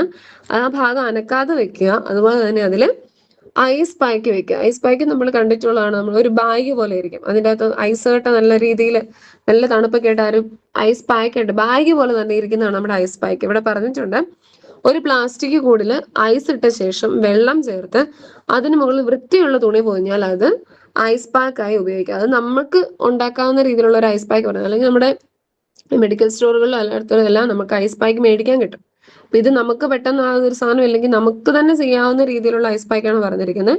എന്താണ്, ഒരു പ്ലാസ്റ്റിക് കൂടിൽ ഐസ് ഇട്ട ശേഷം വെള്ളം ചേർത്ത് അതിന് മുകളിൽ വൃത്തിയുള്ള തുണി പൊതിഞ്ഞാൽ അത് ഐസ് പാക്ക് ആയിട്ട് ഉപയോഗിക്കാം. അത് നമ്മുടെ ഈ ഉളുക്ക് പറ്റിയത് എവിടെയാണോ നമ്മൾ അവിടെ വെച്ചു കൊടുക്കുക. അതിന് ഭയങ്കര വേദനയും കാര്യങ്ങളുമാണ്, നമ്മൾ എന്താ ചെയ്യുക, കൂടുതൽ വൈദ്യസഹായത്തിനായിട്ട് നമ്മൾ ആശുപത്രിയിലേക്ക് കൊണ്ടുപോകും. അപ്പൊ ഉളുക്ക് പറ്റി കഴിഞ്ഞാൽ നമ്മൾ ചെയ്യേണ്ട കാര്യങ്ങളാണ്: ഉളുക്കിയ ഭാഗം അനക്കാതെ ഉയർത്തി വെക്കുക, വേദന കുറയ്ക്കാൻ ഐസ് പാക്ക് വെക്കുക. ഇതാണ് ഉളുക്കുണ്ടാകുമ്പോൾ ചെയ്യേണ്ട കാര്യങ്ങൾ. ഇനിയുള്ളതാണ് നമ്മുടെ ചതവ്. ഭാരമുള്ള വസ്തുക്കൾ ദേഹത്ത് വീഴുമ്പോഴും മറ്റും ശരീരത്തിൽ ചതവ് ഉണ്ടാകാറുണ്ടല്ലോ. ഈ ഭാരമുള്ള വസ്തുക്കൾ എന്തെങ്കിലും നമ്മുടെ ദേഹത്ത് വീഴുമ്പോൾ, അല്ലെങ്കിൽ നമ്മൾ ഇടയ്ക്ക് നമ്മുടെ വണ്ടിയുടെ ഡോറിന്റെ ഇടയ്ക്ക് നമ്മുടെ കൈ പോകുമ്പോൾ ഇടയ്ക്ക് ചതയാറുണ്ട്. അപ്പൊ അങ്ങനെയൊക്കെ നമുക്ക് ചതവുകൾ നമ്മുടെ ദേഹത്ത് ഉണ്ടാകാറുണ്ട്. ചതവിന് എന്ത് പ്രഥമ ശുശ്രൂഷയാണ് ചെയ്യാൻ കഴിയുക? നോക്കിക്കേ, വേദനയും നീർക്കെട്ടും ഒഴിവാക്കാൻ തണുത്ത വെള്ളത്തിൽ മുക്കിപ്പിഴിഞ്ഞ തുണിയോ ഐസ് പായ്ക്കോ ചതവ് പറ്റിയ ഭാഗത്ത് വെക്കാം. അപ്പൊ ചതവ് ഉണ്ടാകുമ്പോൾ അത് വേദനയും നീർക്കെട്ടും ഒഴിവാക്കാനായിട്ട് തണുത്ത വെള്ളത്തിൽ മുക്കിപ്പിഴിഞ്ഞ തുണിയോ അല്ലെങ്കിൽ നമ്മുടെ ഐസ് പായ്ക്കോ ചതവ് പറ്റിയ ഭാഗത്ത് വെക്കാം. പിന്നെ ചൂടേൽപ്പിക്കുകയോ തിരുമുകയോ ചെയ്യരുത്. അത് ചെയ്യാൻ പാടില്ലാത്ത കാര്യമാണ്. നമ്മൾ ചതവ് പറ്റിയെടുത്തിരുന്ന് തിരുമാൻ പാടില്ല. അല്ലെങ്കിൽ കൊണ്ട് ചൂട്, നമ്മൾ ഈ പനിക്കൊക്കെ ചൂട് വെക്കത്തില്ലേ, അങ്ങനെ ചൂട് വെക്കുക, അല്ലെങ്കിൽ നമ്മൾ പിഴിഞ്ഞിട്ട് നമ്മൾ അങ്ങനെ പെട്ടെന്ന് കൊണ്ടുപോയി വെക്കത്തില്ലേ, അങ്ങനെ ചതവിന് നമ്മൾ കൊണ്ടുപോയി വെക്കാൻ പാടില്ല. എന്തെങ്കിലും തണുത്ത്, ഒന്നെങ്കിൽ നമ്മുടെ തണുത്ത വെള്ളത്തിൽ മുക്കിപ്പിഴിഞ്ഞ തുണിയോ അല്ലെങ്കിൽ ഐസ് പായ്ക്കോ കൊണ്ട് ചതവ് പറ്റിയ ഭാഗത്ത് വെക്കാം. ചൂടേൽപ്പിക്കുകയോ തിരുമുകയോ ചെയ്യരുത്. ഇതാണ് നമ്മൾ ചതവ് ഉണ്ടാകുമ്പോൾ ചെയ്യുന്ന കാര്യങ്ങൾ. ഇനി നമ്മുടെ ബോധക്ഷയം, നമ്മൾ ഇടയ്ക്ക് ബോധം കിട്ടു പോകുന്നുള്ള ഒരു അവസ്ഥയുണ്ടല്ലോ. ഈ കളിസ്ഥലത്തൊക്കെ പിള്ളേരെ പെട്ടെന്ന് ബോധം കെട്ടൊക്കെ വീഴാറുണ്ട്. കുറെ നേരമൊക്കെ മടുത്തല കഴിയുമ്പോൾ പിന്നെ അവരുടെ ആരോഗ്യത്തിന്റെ ആ ഒരു ഇതൊക്കെ വെച്ചിട്ട് കുറെ നമ്മളും കാണാറുള്ളതാണ് ബോധം കെട്ട് വീഴാന്നുള്ളത്. അപ്പൊ ബോധക്ഷയം ഉണ്ടാകുമ്പോൾ എന്തൊക്കെ കാര്യങ്ങൾ ശ്രദ്ധിക്കണം, അല്ലെങ്കിൽ ചെയ്യാൻ പാടില്ലാത്ത കാര്യങ്ങളാണ് ഇനി നമ്മൾ നോക്കാൻ പോകുന്നത്. ഗ്രൗണ്ടിൽ കളിച്ചുകൊണ്ടിരിക്കെ കൂട്ടുകാരന് ബോധക്ഷയം ഉണ്ടായാൽ നിങ്ങൾ എന്ത് ചെയ്യും? അപ്പൊ നമ്മളാണെങ്കിൽ പെട്ടെന്ന് ഒരു ഇതിൽ നമ്മൾ എന്താ വെള്ളം തളിക്കും അല്ലെ. എഴുന്നേക്കുന്നുണ്ടോ എന്ന് അറിയുമ്പോൾ നമ്മൾ മുഖത്ത് കുറെ വെള്ളമൊക്കെ തളിക്കാറുണ്ട്. നമ്മൾ പെട്ടെന്ന് ചെയ്യുന്ന ഒരു കാര്യം അതാണ്. മുഖത്ത് കുറെ നേരം കൊട്ടി വിളിക്കും, അല്ലെങ്കിൽ മുഖത്ത് നമ്മൾ വെള്ളം ഒഴിക്കും. നോക്കിക്കേ, തല ചുറ്റുന്നു എന്ന് അറിയുമ്പോൾ തന്നെ കിടത്താൻ സൗകര്യമൊരുക്കണം. ആള് നമ്മളോട് ഇങ്ങനെ പറയാണ്, പെട്ടെന്നൊരു നമുക്ക് തല ചുറ്റുന്നുണ്ടെന്ന് ആള് പറയുമ്പോൾ തന്നെ ആളെ കിടത്താനുള്ള സൗകര്യം ഒരുക്കണം. കിടത്തിയ ശേഷം കാൽ ഉയർത്തി വെക്കണം. ഇറുകിയ വസ്ത്രങ്ങളാണെങ്കിൽ അയച്ചിടാൻ ശ്രദ്ധിക്കണം. ചുറ്റും ആളുകൾ കൂടി നിൽക്കാതെ ശുദ്ധവായു ലഭ്യമാക്കണം. ഇതൊക്കെയാണ് ബോധക്ഷയം ഉണ്ടാകുമ്പോൾ നമ്മൾ ചെയ്യേണ്ട കാര്യങ്ങൾ. നമ്മൾ പ്രഥമ ശുശ്രൂഷയുടെ ആ അടിസ്ഥാന തത്വങ്ങളിലൊക്കെ നമ്മൾ പറഞ്ഞായിരുന്നു. എന്താണ് പ്രഥമ ശുശ്രൂഷ നൽകുന്ന സമയത്ത് ചുറ്റുപാട് ഇങ്ങനെ ആൾക്കാർ തിങ്ങിക്കൂടി നിൽക്കാൻ പാടില്ല, കാരണം ശുദ്ധവായു ലഭിക്കണം. അപ്പൊ നമ്മൾ ഈ ആളുടെ അടുത്ത് അത്രയും ആൾക്കാർ ഇങ്ങനെ തിങ്ങിക്കൂടി നിൽക്കരുതെന്ന് നമ്മൾ പറയുന്നത് അല്ലെ. അത് തന്നെയാണ് ഇവിടെയും പറയുന്നത്. തല ചുറ്റുന്നു എന്നറിയുമ്പോൾ തന്നെ കിടത്താൻ സൗകര്യം ഒരുക്കണം. കിടത്തിയ ശേഷം കാൽ ഉയർത്തി വെക്കണം. ഇറുകിയ വസ്ത്രങ്ങളാണെങ്കിൽ അയച്ചിടാൻ ശ്രദ്ധിക്കണം. ചുറ്റും ആളുകൾ കൂടി നിൽക്കാതെ ശുദ്ധവായു ലഭ്യമാക്കണം. ഇതാണ് ഒരു ബോധക്ഷയം ഉണ്ടായി കഴിയുമ്പോൾ നമ്മൾ ആൾക്ക് കൊടുക്കേണ്ട പ്രഥമ ശുശ്രൂഷ, എന്തൊക്കെ കാര്യങ്ങളാണ് നമ്മൾ ചെയ്യേണ്ടതെന്നാണ് പറഞ്ഞിരിക്കുന്നത്. ഇനി വളരെ പ്രധാനപ്പെട്ട ഒരു കാര്യമാണ് അസ്ഥിഭംഗം. അസ്ഥിഭംഗം 3 ടൈപ്പിലൊക്കെ ഉണ്ട്, നമ്മുടെ DLED ടെക്സ്റ്റ് ബുക്കിൻ്റെ അകത്തുണ്ട്. അത് നമുക്ക് അങ്ങനെ ചോദിച്ചു കണ്ടിട്ടില്ല. DLEDകാർക്ക് പരീക്ഷയ്ക്ക് ചോദിക്കാറുണ്ട്, അപ്പൊ അത് പഠിക്കണം. അല്ലാതെ നമ്മുടെ കേറ്ററ്റിന് അങ്ങനെ ചോദിച്ചു കണ്ടിട്ടില്ല. ജസ്റ്റ് അസ്ഥിഭംഗം ഉണ്ടാകുമ്പോൾ ശ്രദ്ധിക്കേണ്ട കാര്യങ്ങൾ അല്ലെങ്കിൽ അതിന് ഉപയോഗിക്കുന്ന എന്തൊക്കെയാണ് അത് ചോദിച്ചു കണ്ടിട്ടുള്ളൂ. അപ്പൊ ഇത് രണ്ടും വായിക്കണം, രണ്ടും നല്ല രീതിയിൽ തന്നെ അത് മനസ്സിലാക്കിയിരിക്കാം. ഇനി അസ്ഥിഭംഗം എന്ന് പറയുന്നത് അപകടത്തിൽ പെടുമ്പോൾ ചിലപ്പോൾ അസ്ഥിക്ക് പൊട്ടലുണ്ടാകുന്നു, എന്നാൽ ചുറ്റുമുള്ള ശരീരഭാഗങ്ങൾക്ക് മുറിവുണ്ടാകുന്നില്ല. എന്തെങ്കിലും ഒരു നമ്മളെവിടെയെങ്കിലും ഒന്ന് വീണ് കഴിയുമ്പോൾ അല്ലെങ്കിൽ അസ്ഥിക്ക് പൊട്ടലുണ്ട്, നമ്മുടെ ഡോക്ടർമാർ എക്സ്റേ ഒക്കെ നോക്കിയിട്ട് നമ്മൾ പറയാറുണ്ട്. അപ്പൊ അസ്ഥിക്ക് പൊട്ടലുണ്ടാകുന്നുണ്ട്, ബാക്കി ശരീരഭാഗത്തിനൊന്നും കുഴപ്പം കാണത്തില്ല താനും. ചില സന്ദർഭങ്ങളിൽ ഒടിഞ്ഞ അസ്ഥി മാംസത്തിൽ തുളച്ചു കയറി പുറത്തു വരാറുണ്ട്. നമ്മുടെ അസ്ഥി എന്താ നമ്മുടെ ദശയിൽ നിന്ന് തുളച്ച് പുറത്തു വരാറുണ്ട് ചില അപകടങ്ങളൊക്കെ ഉണ്ടായി കഴിയുമ്പോൾ. ഈ അവസരത്തിൽ രക്തപ്രവാഹം തടയാനും മുറിവിലേക്ക് രോഗാണുക്കൾ പ്രവേശിക്കാതിരിക്കാനും ശ്രദ്ധിക്കണം. എത്രയും വേഗം വൈദ്യസഹായം ലഭ്യമാക്കാൻ ശ്രമിക്കുകയും വേണം. അപ്പൊ അങ്ങനെ എന്തെങ്കിലും ഒരു അസ്ഥിഭംഗം നമുക്ക് സംഭവിച്ചു കഴിഞ്ഞാൽ നമ്മൾ എത്രയും പെട്ടെന്ന് അവിടെ നമുക്ക് പ്രഥമ ശുശ്രൂഷ കൂടുതലായിട്ടും ചെയ്യാൻ കുറച്ച് പാടാണ്. കാരണം അസ്ഥി പുറത്തേക്ക് വന്നു എന്ന് പറഞ്ഞു കഴിയുമ്പോൾ നമുക്ക് അവിടെ ഒന്നും പെട്ടെന്ന് ചെയ്യാനുള്ള ഒന്നും തന്നെ ഇല്ല. നമ്മൾ പരമാവധി എത്രയും പെട്ടെന്ന് ചെയ്യാന്നുള്ളത് വൈദ്യസഹായം അല്ലെങ്കിൽ നമ്മൾ ആശുപത്രിയിലേക്ക് എത്തിക്കുക എന്നുള്ളതാണ് അവിടെ നമുക്ക് ചെയ്യാൻ പറ്റുന്ന ഒരേ ഒരു കാര്യം. അപ്പൊ നോക്കിക്കേ, എത്രയും വേഗം വൈദ്യസഹായം ലഭ്യമാക്കാൻ ശ്രമിക്കുകയും വേണം. ഇവിടെ ഒരു കാര്യം പറഞ്ഞിട്ടുണ്ട്, സ്പ്ലിന്റ്. അത് നമ്മൾ കണ്ടിട്ടുള്ളതാണ്. നമ്മുടെ ഈ അസ്ഥിഭംഗം അല്ലെങ്കിൽ അസ്ഥിക്ക് പൊട്ടലൊക്കെ ഉണ്ടായിട്ടുള്ളവരെ നമ്മൾ കാണുമ്പം നമ്മൾ പ്ലാസ്റ്റർ ഇടുന്ന പോലെയല്ല, ജസ്റ്റ് ഒരു പലകയൊക്കെ ആയിട്ട് ചുറ്റിക്കെട്ടി കുറെ സാധനങ്ങളൊക്കെ വെച്ചിട്ടുള്ള നമ്മൾ കണ്ടിട്ടുള്ളതാണ്. ചിലരുടെ ഈ 2 വിരലുകളൊക്കെ തമ്മിൽ കൂട്ടിക്കെട്ടി അങ്ങനെയൊക്കെ തമ്മിൽ ഒരു കണക്ട് ചെയ്തൊരു സ്കെയില് അല്ലെങ്കിൽ ഇച്ചിരി കട്ടിയായിട്ടുള്ള സാധനമൊക്കെ വെച്ച് നമ്മൾ കണ്ടിട്ടുള്ളതാണ്. അപ്പൊ അതാണ് ഈ സ്പ്ലിന്റ് എന്ന് പറയുന്നത്. ഓക്കെ, എല്ലൊടിഞ്ഞ ഭാഗം കിട്ടുമ്പോൾ ഒടിഞ്ഞ ഭാഗത്തിന് മുകളിലും താഴെയുമുള്ള സന്ധികൾ അനങ്ങാതിരിക്കാനാണ് സ്പ്ലിന്റ് ഉപയോഗിക്കുന്നത്. അപ്പൊ സ്പ്ലിന്റ് എന്തിനു വേണ്ടി ഉപയോഗിക്കുന്നതാ? ഞാൻ കുറച്ച് സൂം ചെയ്ത് കാണിക്കാം കേട്ടോ. എല്ലൊടിഞ്ഞ ഭാഗം കിട്ടുമ്പോൾ ഒടിഞ്ഞ ഭാഗത്തിന് മുകളിലും താഴെയുമുള്ള സന്ധികൾ അനങ്ങാതിരിക്കാനാണ് എന്തുപയോഗിക്കുന്നത്? സ്പ്ലിന്റ് ഉപയോഗിക്കുന്നത്. എല്ലൊടിഞ്ഞ ഭാഗത്താണ് നമ്മളിത് കിട്ടുമ്പോൾ ഒടിഞ്ഞ ഭാഗത്തിന് മുകളിലും താഴെയുമുള്ള സന്ധികൾ അനങ്ങാതിരിക്കാൻ വേണ്ടിയാണ് നമ്മൾ എന്ത് സ്പ്ലിന്റ് ഉപയോഗിക്കുന്നത്. സാധാരണ സ്കെയിൽ, കനം കുറഞ്ഞ മരക്കഷ്ണം, കാർഡ്ബോർഡ് തുടങ്ങിയവ നമുക്ക് ഈ ആവശ്യത്തിനായിട്ട് ഉപയോഗിക്കാം. നോക്കി, ഈ ഒരു പിക്ചറിൽ ആളുടെ കയ്യിൽ ഇങ്ങനെ കെട്ടി വെച്ചിരിക്കുന്നത് കണ്ടോ? അപ്പൊ അതൊരു അസ്ഥിഭംഗം, അസ്ഥികള് പൊട്ടലുണ്ടായി കഴിഞ്ഞപ്പോൾ അത് കൂടുതൽ വഷളായിരിക്കും, അല്ലെങ്കിൽ ആ ഒടിഞ്ഞ ഭാഗം നേരെയായി വരാൻ വേണ്ടിയാണ് നമ്മൾ ഈ ഒരു സ്പ്ലിന്റ് ഉപയോഗിച്ച് നമ്മൾ അത് കെട്ടിവെക്കുന്നത് തന്നെ. അപ്പം എല്ലൊടിഞ്ഞ ഭാഗം കെട്ടുമ്പോൾ ഒടിഞ്ഞ ഭാഗത്തിന് മുകളിലും താഴെയുമുള്ള സന്ധികൾ അനങ്ങാതിരിക്കാനാണ് എന്ത്, സ്പ്ലിന്റ് ഉപയോഗിക്കുന്നത്. പിന്നെ സ്പ്ലിന്റ് ആയിട്ട് നമ്മൾ വെക്കുന്നത് സാധാരണ സ്കെയിൽ അല്ലെങ്കിൽ കനം കുറഞ്ഞ മരക്കഷ്ണം, കാർഡ്ബോർഡ് തുടങ്ങിയവ ഈ ആവശ്യത്തിനായിട്ട് ഉപയോഗിക്കുക. അപ്പൊ ഇതാണ് നമ്മുടെ സ്പ്ലിന്റ് എന്ന് പറയുന്നത്. ഒടിഞ്ഞ ഭാഗം ഇളകാൻ അനുവദിക്കാതെ സംരക്ഷണം നൽകിയ ശേഷമേ അപകടത്തിൽപ്പെട്ടയാളെ മാറ്റാവൂ, അതിന് സ്പ്ലിന്റ് ഉപയോഗപ്പെടുത്തുന്നു. അപ്പൊ നോക്കി, ഒടിഞ്ഞ ഭാഗം ഇളകാൻ അനുവദിക്കാതെ സംരക്ഷണം നൽകിയ ശേഷമേ അപകടത്തിൽപ്പെട്ടയാളെ മാറ്റാവൂ, അതിന് സ്പ്ലിന്റ് ഉപയോഗപ്പെടുത്താം. അപ്പം നമ്മുടെ എന്തെങ്കിലും ഒരു പൊട്ടൽ ഉണ്ടായിട്ടുണ്ടെങ്കിൽ അത് അധികം ഇളക്കാൻ പാടില്ല. ഇളക്കാതെ തന്നെ നമ്മൾ ആശുപത്രിയിൽ എത്തിക്കുക. അല്ലെങ്കിൽ സ്പ്ലിന്റ്, നമുക്ക് പ്രഥമ ശുശ്രൂഷ ചെയ്യുന്ന ഒരാൾക്ക് സ്പ്ലിന്റ് വെക്കുക എന്നുള്ള ഇച്ചിരി ഒരു പാടുള്ള കാര്യം തന്നെയാണ്. അപ്പൊ നമ്മളത് ആശുപത്രിയിൽ എത്തിച്ച് കൂടുതൽ വൈദ്യസഹായം ലഭ്യമാക്കിയിട്ട് ആവശ്യമായിട്ടുള്ള കാര്യങ്ങൾ നമ്മൾ ചെയ്തു കൊടുക്കുക. അപ്പൊ അസ്ഥിഭംഗം സംഭവിക്കുമ്പോൾ പൊട്ടലുണ്ടായി കഴിയുമ്പോൾ നമ്മൾ അത് കൂടുതൽ അനക്കാതിരിക്കുക എന്നുള്ളതാണ് ഏറ്റവും വലിയൊരു കാര്യം. പിന്നെ സ്പ്ലിന്റ് ഉപയോഗിച്ച് നമ്മൾ അതിന്റെ കാര്യങ്ങൾ ചെയ്യുന്നു, വൈദ്യസഹായം ലഭ്യമാക്കുന്നു. ഇതാണ് അസ്ഥിഭംഗത്തിന്റെ പ്രധാനം. പിന്നെ ഞാൻ പറഞ്ഞായിരുന്നു പ്രധാനമായിട്ട് ഒരു 3 തരത്തിലുള്ള അസ്ഥിഭംഗമാണ്. ഞാൻ ഡിഎൽഎഡ് ടെക്സ്റ്റ് ബുക്കിൽ എടുത്ത് കാണിക്കാം. ഇനിയുള്ളതാണ് നമ്മുടെ ഭക്ഷണം തൊണ്ടയിൽ കുടുങ്ങിയാൽ. അത് എപ്പോഴും നമ്മുടെ കുഞ്ഞു പിള്ളേർക്കായിക്കോട്ടെ വലിയ ആൾക്കാർക്കായിക്കോട്ടെ അതെപ്പോഴും ഉണ്ടാകുന്ന കുറെ ഇതാണ്, മെയിനായിട്ടും ഉണ്ടാകുന്ന ഒരു ഇതാണ് എന്താ, ഭക്ഷണം തൊണ്ടയിൽ കുടുങ്ങുന്നത്. ഭക്ഷണം തൊണ്ടയിൽ കുടുങ്ങുന്ന അപകടകരമായ ഒരു അവസ്ഥയാണ്. ഈ അവസരത്തിൽ വളരെ പെട്ടെന്ന് നൽകുന്ന പ്രഥമ ശുശ്രൂഷ കൊണ്ട് ജീവൻ രക്ഷിക്കാൻ കഴിഞ്ഞേക്കും. ഭക്ഷണം തൊണ്ടയിൽ കുടുങ്ങിയെന്ന് അറിയുമ്പോൾ തന്നെ നമ്മൾ ആ പ്രഥമ ശുശ്രൂഷ ചെയ്യുവാണെങ്കിൽ പെട്ടെന്ന് ആളുടെ ജീവൻ രക്ഷിക്കാൻ പറ്റും. പക്ഷെ ചില സമയങ്ങളിൽ ചിലരുടെ ഇതൊക്കെ നമുക്ക് പറ്റിയെന്ന് വരത്തില്ല. നമ്മൾ ആശുപത്രിയിലേക്ക് എത്തിക്കുന്നതിന് മുമ്പ് തന്നെ ആൾക്കാർ അത് മരിക്കാറുണ്ട്. ചിലപ്പോൾ ശ്വാസനാളത്തിലേക്ക് പോയി കഴിയുമ്പം പെട്ടെന്ന് നമുക്ക്, കുഞ്ഞുങ്ങളെ ആണെങ്കിൽ പോലും പെട്ടെന്ന് നമുക്ക് അത് രക്ഷിക്കാൻ പറ്റുന്ന വരില്ല. പക്ഷെ ഇങ്ങനെ ഒരു സംഭവം ഉണ്ടായി കഴിയുമ്പോൾ നമ്മൾ പരമാവധി പെട്ടെന്ന് തന്നെ നമുക്ക് ചെയ്യേണ്ട കാര്യങ്ങളാണ് ഇവിടെ പറയാൻ പോകുന്നത്.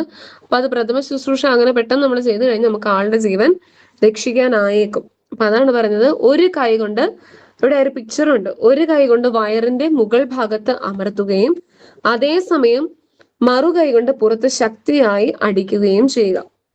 ഒരു കൈ കൊണ്ട് നമ്മൾ വയറിന്റെ മുകൾ ഭാഗത്ത് അമർത്തണം, അതേസമയം മറ്റേ കൈ കൊണ്ട് പുറത്ത് ശക്തിയായിട്ട് അടിക്കുകയും ചെയ്യുക. 3 മുതൽ 5 പ്രാവശ്യം വരെ ഇങ്ങനെ ചെയ്തിട്ടും ഭക്ഷണ പദാർത്ഥം പുറത്തു വന്നില്ലെങ്കിൽ എത്രയും വേഗം വൈദ്യസഹായം തേടണം. അപ്പൊ ഇത് 3 മുതൽ 5 പ്രാവശ്യം വരെ നമ്മൾ ഇങ്ങനെ ചെയ്തു കൊടുക്കുക. ഇത് വയറിന്റെ അവിടെ ഒരു കൈ വെക്കണം, പുറത്തും കൈ വെച്ചിട്ട് നമ്മൾ അങ്ങനെ ശക്തിയായിട്ട് അടിക്കണം. ഒരു 3, 4, 5 തവണ ചെയ്തിട്ട് തൊണ്ടയിൽ കുടുങ്ങിയ സാധനം പുറത്ത് വന്നില്ല എങ്കിൽ എത്രയും പെട്ടെന്ന് നമ്മൾ ആശുപത്രിയിലെത്തിക്കും. ഇപ്പൊ നമ്മൾ കുഞ്ഞുങ്ങളുടെ കേസ് പറഞ്ഞാൽ നമ്മൾ കുഞ്ഞുങ്ങളെ എന്താ ചെയ്യുക, നമ്മൾ പറയും അവരെ മലത്തിൽ കിടത്തിയിട്ട് പുറത്ത് തട്ടി കൊടുക്കണം, അല്ലെങ്കിൽ നേരെ കിടത്തിയിട്ട് നെഞ്ചത്ത് 2 വിരലുകൾ ഉപയോഗിച്ചിട്ട് നമ്മൾ ചെയ്തു കൊടുക്കുക. അങ്ങനെയൊക്കെ നമ്മൾ കാണാറുള്ളതാണ്. ടിവിയിലാണെങ്കിൽ പോലും, അല്ലെങ്കിൽ നമ്മുടെ കുഞ്ഞുങ്ങൾക്ക് എന്തെങ്കിലും ഉണ്ടായപ്പോൾ നമ്മൾ ചെയ്തു കൊടുത്തിട്ടുണ്ട്. അല്ലെങ്കിൽ തീരെ കുഞ്ഞുങ്ങളെയാണ് നമ്മൾ കാലയിൽ ഇങ്ങനെ പൊക്കി, ഡോക്ടർമാരൊക്കെ ചെയ്തിട്ടുണ്ടല്ലോ, കാലയിൽ പൊക്കിയിട്ട് പുറത്ത് തട്ടിക്കൊടുക്കുന്നത്. അപ്പൊ അങ്ങനെ ഭക്ഷണ പദാർത്ഥം നമ്മുടെ തൊണ്ടയിൽ കുടുങ്ങിക്കഴിഞ്ഞാൽ നമ്മൾ ചെയ്യേണ്ട കാര്യങ്ങൾ ഇതൊക്കെയാണ്. നമ്മൾ വലിയ ആൾക്കാരെ സംബന്ധിച്ചിടത്താണെങ്കിൽ ഇങ്ങനെ നമ്മൾ ചെയ്യുന്നു, ഒരു കൈ കൊണ്ട് വയറിന്റെ മുകൾ ഭാഗത്ത് അമർത്തുകയും അതേസമയം മറു കൈ കൊണ്ട് പുറത്ത് ശക്തിയായി അടിക്കുകയും ചെയ്യുക. 3 മുതൽ 5 പ്രാവശ്യം വരെ ഇങ്ങനെ ചെയ്തിട്ടും ഭക്ഷണ പദാർത്ഥം പുറത്തു വന്നില്ലെങ്കിൽ എത്രയും വേഗം വൈദ്യസഹായം തേടണം. ഞാൻ അതിന്റെ ഒരു പിക്ചർ എടുത്തിട്ടായിരുന്നു. ഇതല്ല, ഇത് പൊള്ളലിന്റെ ഓക്കെ, അത് ഞാൻ പിന്നെ അത് ഗ്രൂപ്പിൽ ഇട്ട് തരാവേ. ഇത് നോക്കിയേ, ഇത് ആ ഒരു ഭക്ഷണ പദാർത്ഥം തൊണ്ടയിൽ കുടുങ്ങുന്നത് നമ്മുടെ ഡിഎൽഎഡ് ടെക്സ്റ്റ് നോക്കിയതിന്റെ അകത്തുള്ള ഒരു പോർഷൻ ആണ്. ഭക്ഷണ പദാർത്ഥം തൊണ്ടയിൽ കുടുങ്ങുന്നതിന് പറയുന്ന മറ്റൊരു പേരാണ് എന്ത്, ഹെംലിക്സ് മനോവർ എന്ന് പറയും. അപ്പൊ ഈ ഹെംലിക്സ് മനോവർ എന്ന് പറയുന്ന സാധനം എന്താണ്, നമ്മുടെ ഭക്ഷണ പദാർത്ഥം തൊണ്ടയിൽ കുടുങ്ങുന്നതാണ്. നോക്കിക്കേ, അന്യപദാർത്ഥങ്ങൾ തൊണ്ടയിൽ കുടുങ്ങി ശ്വാസം മുട്ടിയാൽ നൽകുന്ന പ്രഥമ ശുശ്രൂഷയ്ക്കാണ് എന്ത് പറയുന്നത്, ഹെംലിക്സ് മനോവർ എന്ന് പറയുന്നത്. അപ്പൊ ഹെംലിക്സ് മനോവർ എന്ന് പറയുന്നത് ഈ ഭക്ഷണ പദാർത്ഥങ്ങൾ തൊണ്ടയിൽ കുടുങ്ങി കഴിയുമ്പോൾ നമ്മൾ നൽകുന്ന പ്രഥമ ശുശ്രൂഷയ്ക്ക് പറയുന്ന പേരാണ് ഹെംലിക്സ് മനോവർ. സാധാരണഗതിയിൽ കുട്ടികൾക്കാണ് ഇപ്രകാരം സംഭവിക്കുന്നത്. വലിയവർക്ക് സംഭവിക്കാതിരിക്കാറില്ല എന്നല്ല, വലിയവർക്കും ഉണ്ടാകാറുണ്ട്. കൂടുതലായിട്ടും കുട്ടികളിലാണ്. എന്താ, അവർ ചിലപ്പോൾ സംസാരിച്ചുകൊണ്ട് ഭക്ഷണം കഴിക്കുമ്പോൾ സംസാരിക്കരുത് നമ്മൾ അധികം പറയും, പക്ഷെ സംസാരിച്ചുകൊണ്ടിരിക്കുന്ന സമയത്ത് എന്തെങ്കിലും ചിരിക്കുകയൊക്കെ ചെയ്യുമ്പോൾ വിൽക്കാറുണ്ട്. ആ സമയത്തൊക്കെയാണ് കൂടുതലായിട്ടും തൊണ്ടയിൽ കുടുങ്ങി പോകാറുള്ളത്. തൊണ്ടയിൽ അന്യപദാർത്ഥങ്ങൾ തടസ്സമായി നിൽക്കുന്ന അവസരത്തിൽ ആദ്യഘട്ടത്തിൽ പീഡിതന് ബോധമുണ്ടെങ്കിൽ, പീഡിതൻ എന്ന് പറഞ്ഞ ആ തൊണ്ടയിൽ കുടുങ്ങിയിരിക്കുന്ന ആ ഒരാൾക്ക് പറയുന്ന കേട്ടോ, പീഡിതന് ബോധമുണ്ടെങ്കിൽ അയാളെ അല്പം മുന്നോട്ട് കുനിച്ചു നിർത്തുക. അതിനുശേഷം 5 തവണ ബലമായി പുറത്ത് തട്ടണം. പീഡിതന്റെ വായിൽ എന്തെങ്കിലും സാധനങ്ങൾ വന്നിട്ടുണ്ടോ എന്ന് നോക്കുന്നതിന് ഒരു വിരൽ വായിൽ കടത്തി നോക്കാവുന്നതാണ്. ഇത്രയും ചെയ്തിട്ട് അന്യപദാർത്ഥം തൊണ്ടയിൽ നിന്ന് പോയില്ല എങ്കിൽ ചെയ്യാവുന്ന പ്രഥമ ശുശ്രൂഷയാണ് ഹെംലിക്സ് മെനോവർ. അപ്പൊ ഹെംലിക്സ് മെനോവർ ചെയ്യേണ്ട വിധം പറഞ്ഞിട്ടുണ്ട്. നമ്മള് സ്കൂൾ ടെക്സ്റ്റിനകത്ത് നമ്മൾ പറഞ്ഞ കാര്യമുണ്ടല്ലോ, ഒരു കൈ വയറിന് മുകളിൽ വെക്കുക, മറ്റേ കൈ പുറത്ത് വെച്ച് ഒരു 4-5 തവണ ഇടിക്കാൻ നമ്മൾ പറഞ്ഞായിരുന്നല്ലോ. ആ ഒരു ചെയ്യുന്നതിനെയാണ് നമ്മൾ ഹെംലിക്സ് മെനോവർ എന്ന് പറയുന്നത്. അപ്പൊ ആ ഒരു കാര്യം ചെയ്യുന്നതിന് മുമ്പ് ചെയ്യേണ്ട കാര്യമാണ് ജസ്റ്റ് പറഞ്ഞത്. പുറത്ത് ജസ്റ്റ് ഒരു 3 തവണ ഒന്ന് ഇടിച്ചു കൊടുക്കുക, എന്നിട്ട് വായിക്കാത്ത അത് വരുന്നുണ്ടോ എന്ന് നോക്കാനാണ് ആദ്യം പറഞ്ഞത്. അതും പറ്റിയില്ല എങ്കിൽ നമ്മൾ ഹെംലിക്സ് മെനോവർ ചെയ്യുന്നു. പിന്നെയും പറ്റുന്നില്ല എങ്കിൽ വളരെ പെട്ടെന്ന് തന്നെ നമ്മൾ ആശുപത്രിയിൽ എത്തിക്കുന്നു. അത് ഹെംലിക്സ് മെനോവർ ചെയ്യേണ്ട വിധമൊക്കെ പറഞ്ഞിട്ടുണ്ട്. അത് നമ്മളിപ്പോ സ്കൂൾ ടെക്സ്റ്റിനകത്ത് കണ്ട കാര്യം തന്നെയാണ്. പ്രഥമ ശുശ്രൂഷകൻ പീഡിതന്റെ പുറകുവശത്തായി നിന്നതിന് ശേഷം അയാളുടെ പുറകുവശത്തുകൂടി നെഞ്ചിന്റെ അടിഭാഗത്തിലൂടെ കൈകൾ കൊണ്ട് ചുറ്റിവരിയണം. ഒരു കൈ മുഷ്ടി ചുരുട്ടുക, രോഗിയുടെ പിറകിൽ നിന്ന് വയറിന് മേൽഭാഗത്ത് മുഷ്ടി വെക്കുക, മറ്റേ കൈപ്പത്തി ഈ മുഷ്ടിയുടെ മുകളിൽ വെക്കുക. പെട്ടെന്ന് ശക്തമായി കൈകൾ അകത്തേക്ക് അമർത്തുക. 5 തവണ ഇത് ആവർത്തിക്കണം. അപ്പൊ ഇത് തന്നെയാണ് നമ്മുടെ സ്കൂൾ ടെക്സ്റ്റിനകത്ത് പറഞ്ഞ കാര്യങ്ങൾ. അതായത് ഒരു കൈ കൊണ്ട് വയറിന്റെ മുകൾ ഭാഗത്ത് അമർത്തുകയും അതേസമയം മറു കൈ കൊണ്ട് പുറത്ത് ശക്തിയായി അടിക്കുകയും ചെയ്യുക. 3 മുതൽ 5 പ്രാവശ്യം വരെ ഇങ്ങനെ ചെയ്തിട്ടും ഭക്ഷണ പദാർത്ഥം പുറത്തു വന്നില്ല എങ്കിൽ എത്രയും വേഗം വൈദ്യസഹായം നൽകണം. അപ്പൊ നമ്മൾ പ്രഥമ ശുശ്രൂഷ ചെയ്യേണ്ട കുറച്ച് കാര്യങ്ങളുണ്ട്. പിന്നെ അത് നമുക്ക് പ്രഥമ ശുശ്രൂഷ കൊണ്ട് മാത്രം ആ ഒരു അപകടാവസ്ഥ തരണം ചെയ്യാൻ, അങ്ങനത്തെ കണ്ണിൽ പൊടി പോയ അല്ലെങ്കിൽ ചെറിയൊരു മുറിവൊക്കെ ഉള്ളതാണ് നമുക്ക് അങ്ങനത്തെ കുറെ കാര്യങ്ങൾ പറഞ്ഞത്. പക്ഷെ ബാക്കിയുള്ളതൊക്കെ വരുമ്പോൾ അത് നമ്മൾ വൈദ്യസഹായം എത്രയും പെട്ടെന്ന് ലഭ്യമാക്കണം. അപ്പൊ നമുക്ക് ആദ്യം ചെയ്യാവുന്ന കുറച്ച് കാര്യങ്ങളുണ്ട്. അത് നമ്മൾ അറിയാവുന്നവ മാത്രമേ ചെയ്യാവുള്ളൂ. പിന്നെ ശ്രദ്ധിക്കേണ്ട കുറെ കാര്യങ്ങൾ, പ്രഥമ ശുശ്രൂഷന്റെ കൈ വൃത്തിയായിരിക്കണം. പിന്നെ ആൾക്കൂട്ടം അങ്ങനെ വേണ്ട കാര്യമില്ല, അല്ലെങ്കിൽ ശുദ്ധമായി കിട്ടത്തില്ല. അപ്പൊ നമ്മൾ ആളുകൾ തിങ്ങി നിൽക്കാൻ പാടില്ല. ഈ അപകടം പറ്റിയിരിക്കുന്ന ആൾക്ക് ശുദ്ധവായു ലഭിക്കണം. അപ്പൊ അങ്ങനത്തെ കുറെ മുൻകരുതലുകളും എല്ലാം നോക്കി വേണം നമ്മൾ പ്രഥമ ശുശ്രൂഷകൾ ചെയ്യാൻ വേണ്ടി. ഇനി അടുത്ത ഇമ്പോർട്ടന്റ് ആയിട്ടുള്ള കാര്യമാണ് നമ്മുടെ പൊള്ളലേൽക്കുന്നത്. നമുക്കറിയാം തീ കൊണ്ട് പൊള്ളലേൽക്കുന്നുണ്ട്. പിന്നെ ആസിഡൊക്കെ മേത്ത് വീണാൽ ലാബിലൊക്കെ നമ്മൾ ചെയ്യുമ്പം പൊള്ളലേൽക്കുന്നുണ്ട്. അപ്പൊ അങ്ങനെ പൊള്ളലേറ്റ് കഴിഞ്ഞാൽ നമ്മൾ ചെയ്യാൻ പാടുള്ളതും ചെയ്യാൻ പാടില്ലാത്തതുമായിട്ടുള്ള കാര്യങ്ങൾ, അത് വളരെ ഇമ്പോർട്ടന്റ് ആണ്. നോക്കിക്കേ, ഇവിടെ ഒരു കൊച്ചു ചെയ്യുന്നുണ്ട്. അവൾ ആ പൈപ്പ് തുറന്ന് ഇട്ട് വെള്ളം ശക്തിയായിട്ട് അവളുടെ പൊള്ളലേറ്റ ഭാഗത്തേക്ക് ഒഴിക്കുന്നുണ്ട്. അത് ചെയ്യേണ്ട ഒരു കാര്യമാണ് പൊള്ളലേൽക്കുമ്പോൾ. നോക്കിയേ, പൊള്ളലേറ്റാൽ എന്താണ് ചെയ്യേണ്ടത്? പൊള്ളലേറ്റ ഭാഗത്ത് തുടർച്ചയായി തണുത്ത വെള്ളം ഒഴിക്കുക. വളരെ ഇമ്പോർട്ടന്റ് ആയ കാര്യമാണ്. നമ്മുടെ ഡേ ടു ഡേ ലൈഫിലും ഉണ്ടാകും, നമ്മൾ ശ്രദ്ധിക്കേണ്ട കാര്യമാണ്. പിന്നെ നമ്മൾ പഠിക്കേണ്ടപ്പം ഈ പോയിന്റ് ആയിട്ട് തന്നെ പഠിക്കുന്നു. പിന്നെ നമ്മുടെ ജീവിതത്തിലേക്ക് അത് വന്നു കഴിയുമ്പോൾ ഈ കാര്യങ്ങളൊക്കെ നമ്മൾ ശ്രദ്ധിച്ച് തന്നെ ചെയ്യുക. അപ്പൊ പൊള്ളലേറ്റ ഭാഗത്ത് തണുത്ത വെള്ളം തുടർച്ചയായിട്ട് ഇങ്ങനെ ഒഴിച്ചുകൊണ്ടിരിക്കുക. അല്ലെങ്കിൽ നമ്മൾ ടാപ്പിന്റെ അടി കൊണ്ട് വെക്കുകയോ അല്ലെങ്കിൽ കപ്പിൽ വെള്ളം എടുത്ത് ഒഴിച്ചുകൊണ്ടിരിക്കുകയോ ചെയ്യുക. തീവ്രമായ പൊള്ളലേറ്റ ഭാഗത്ത് ഐസ് വയ്ക്കരുത്. പൊള്ളിയ ഭാഗത്ത് ഒട്ടിപ്പിടിച്ചിരിക്കുന്ന തുണി നീക്കം ചെയ്യാൻ ശ്രമിക്കരുത്. അതൊക്കെ നമ്മുടെ സ്റ്റേറ്റ്മെന്റ് ടൈപ്പിൽ വരുമ്പം അത് നേരെ തിരിച്ചും പറയും. ഏത് പൊള്ളിയ ഭാഗത്തുനിന്ന് തുണി നീക്കം ചെയ്യണം എന്നൊക്കെ ആയിരിക്കും സ്റ്റേറ്റ്മെന്റ് ടൈപ്പിൽ നമ്മുടെ ക്വസ്റ്റ്യൻസിൽ വരുന്നത്. അപ്പൊ അങ്ങനെ നമ്മൾ ചെയ്യാൻ പാടില്ല. അത് അതായത് പൊള്ളിയ ഭാഗത്ത് ഒട്ടിപ്പിടിച്ചിരിക്കുന്ന തുണി നീക്കം ചെയ്യാൻ ശ്രമിക്കരുത്. പൊള്ളലേറ്റ ഭാഗത്ത് ഔഷധം എന്ന ധാരണയിൽ എന്തെങ്കിലും പുരട്ടരുത്. അപ്പൊ പൊള്ളലേറ്റ ഭാഗത്ത് ചുമ്മാ നമുക്ക് കാണുന്ന എണ്ണയോ അങ്ങനെ എന്തെങ്കിലും ഔഷധമൊക്കെ നേരത്തും നമ്മൾ അതൊന്നും തൂക്കാൻ പാടില്ല. അപ്പൊ പൊള്ളലേറ്റ ഭാഗത്ത് തുടർച്ചയായി തണുത്ത വെള്ളം ഒഴിക്കുക. തീവ്രമായ പൊള്ളലേറ്റ ഭാഗത്ത് ഐസ് വയ്ക്കരുത്. പൊള്ളിയ ഭാഗത്ത് ഒട്ടിപ്പിടിച്ചിരിക്കുന്ന തുണി നീക്കം ചെയ്യാൻ ശ്രമിക്കരുത്. പൊള്ളലേറ്റ ഭാഗത്ത് ഔഷധം എന്ന ധാരണയിൽ എന്തെങ്കിലും പുരട്ടരുത്. അപ്പൊ ഇതൊക്കെയാണ് നമ്മുടെ കയ്യിലൊക്കെ ചെറുതായിട്ടൊരു പൊള്ളലേക്കുമ്പോൾ നമ്മൾ ചെയ്യേണ്ട കാര്യങ്ങളും ശ്രദ്ധിക്കേണ്ടതായിട്ടുള്ള കാര്യങ്ങൾ. ചെയ്യാൻ പാടില്ലാത്ത കാര്യങ്ങൾ ഇവിടെ പറഞ്ഞിട്ടുണ്ട്. അപ്പൊ ഇത് 4 വളരെ ഇമ്പോർട്ടന്റ് ആണ്. അത് നല്ല രീതിയിൽ തന്നെ ഒന്ന് ഓർത്തിരിക്കണം, അങ്ങോട്ടും ഇങ്ങോട്ടും മാറിപ്പോകാതെ തന്നെ. ഇനി നമ്മുടെ തീ പിടിച്ചാൽ, വസ്ത്രത്തിൽ തീ പിടിച്ചാൽ എന്തൊക്കെ കാര്യങ്ങൾ ശ്രദ്ധിക്കണം, അല്ലെങ്കിൽ എന്തൊക്കെ കാര്യങ്ങൾ ചെയ്യണമെന്നുള്ളത് നോക്കിയേ. വെള്ളം ഒഴിച്ച് തീ കെടുത്താൻ ശ്രമിക്കുക. ഇപ്പൊ എവിടെ നിന്നും നമ്മൾ അടുക്കളയിൽ പണിയുമ്പോഴായിക്കോട്ടെ, അല്ലെങ്കിൽ ഈ നമ്മൾ പുറത്തെന്താ വേസ്റ്റ് ഒക്കെ കത്തിക്കൂലോ, ഇലകളൊക്കെ കൂട്ടിയിട്ട് കത്തിക്കുമ്പോഴായിക്കോട്ടെ, നമ്മുടെ ദേഹത്ത് എന്തെങ്കിലും തീ പിടിച്ചാല് നമ്മൾ വെള്ളം ഒഴിച്ച് തീ കെടുത്താൻ ശ്രമിക്കുക. നിലത്ത് കിടന്ന് ഉരുളുന്നത് തീ കെടുത്താൻ സഹായകമാണ്. പിന്നെ പരിഭ്രമിച്ചോടാൻ അനുവദിക്കരുത്. കാറ്റില് തീ ആളിക്കത്തും. അപ്പൊ നമ്മൾ തീ നമ്മൾ പെട്ടെന്ന് പാനിക്കായിട്ട് നമ്മൾ ചെയ്യുന്ന ഒരു കാര്യം പെട്ടെന്ന് വളരെ സ്പീഡിൽ ചിലപ്പോൾ ഓടാൻ നോക്കും. പക്ഷെ അങ്ങനെ ഓടാൻ പാടില്ല എന്നാ പറയുന്നത്. ഓടിയാല് കാറ്റടിച്ച് തീ കൂടുതൽ ആളിക്കത്തുള്ളൂ. നമ്മുടെ ദേഹത്തോട്ട് കൂടുതൽ അത് ആളിക്കത്തി കയറുകയുള്ളൂ. അപ്പൊ നമ്മൾ അങ്ങനെ ഓടാൻ പാടില്ല. പരമാവധി വെള്ളം ഒഴിച്ച് ബാക്കി ചുറ്റുമുള്ളവർ വെള്ളം ഒഴിച്ച് കെടുത്താൻ നോക്കുക. പിന്നെ നിലത്ത് കിടന്നുരുളുന്ന തീ കെടാന് സഹായകമാണ്. പിന്നെ കട്ടിയുള്ള പുതപ്പോ ചണച്ചാക്കോ കൊണ്ട് പെട്ടെന്ന് പൊതിയുക. ഇവിടെ ഒരു പിക്ചർ വന്നിട്ടുണ്ട്, നോക്കിക്കേ.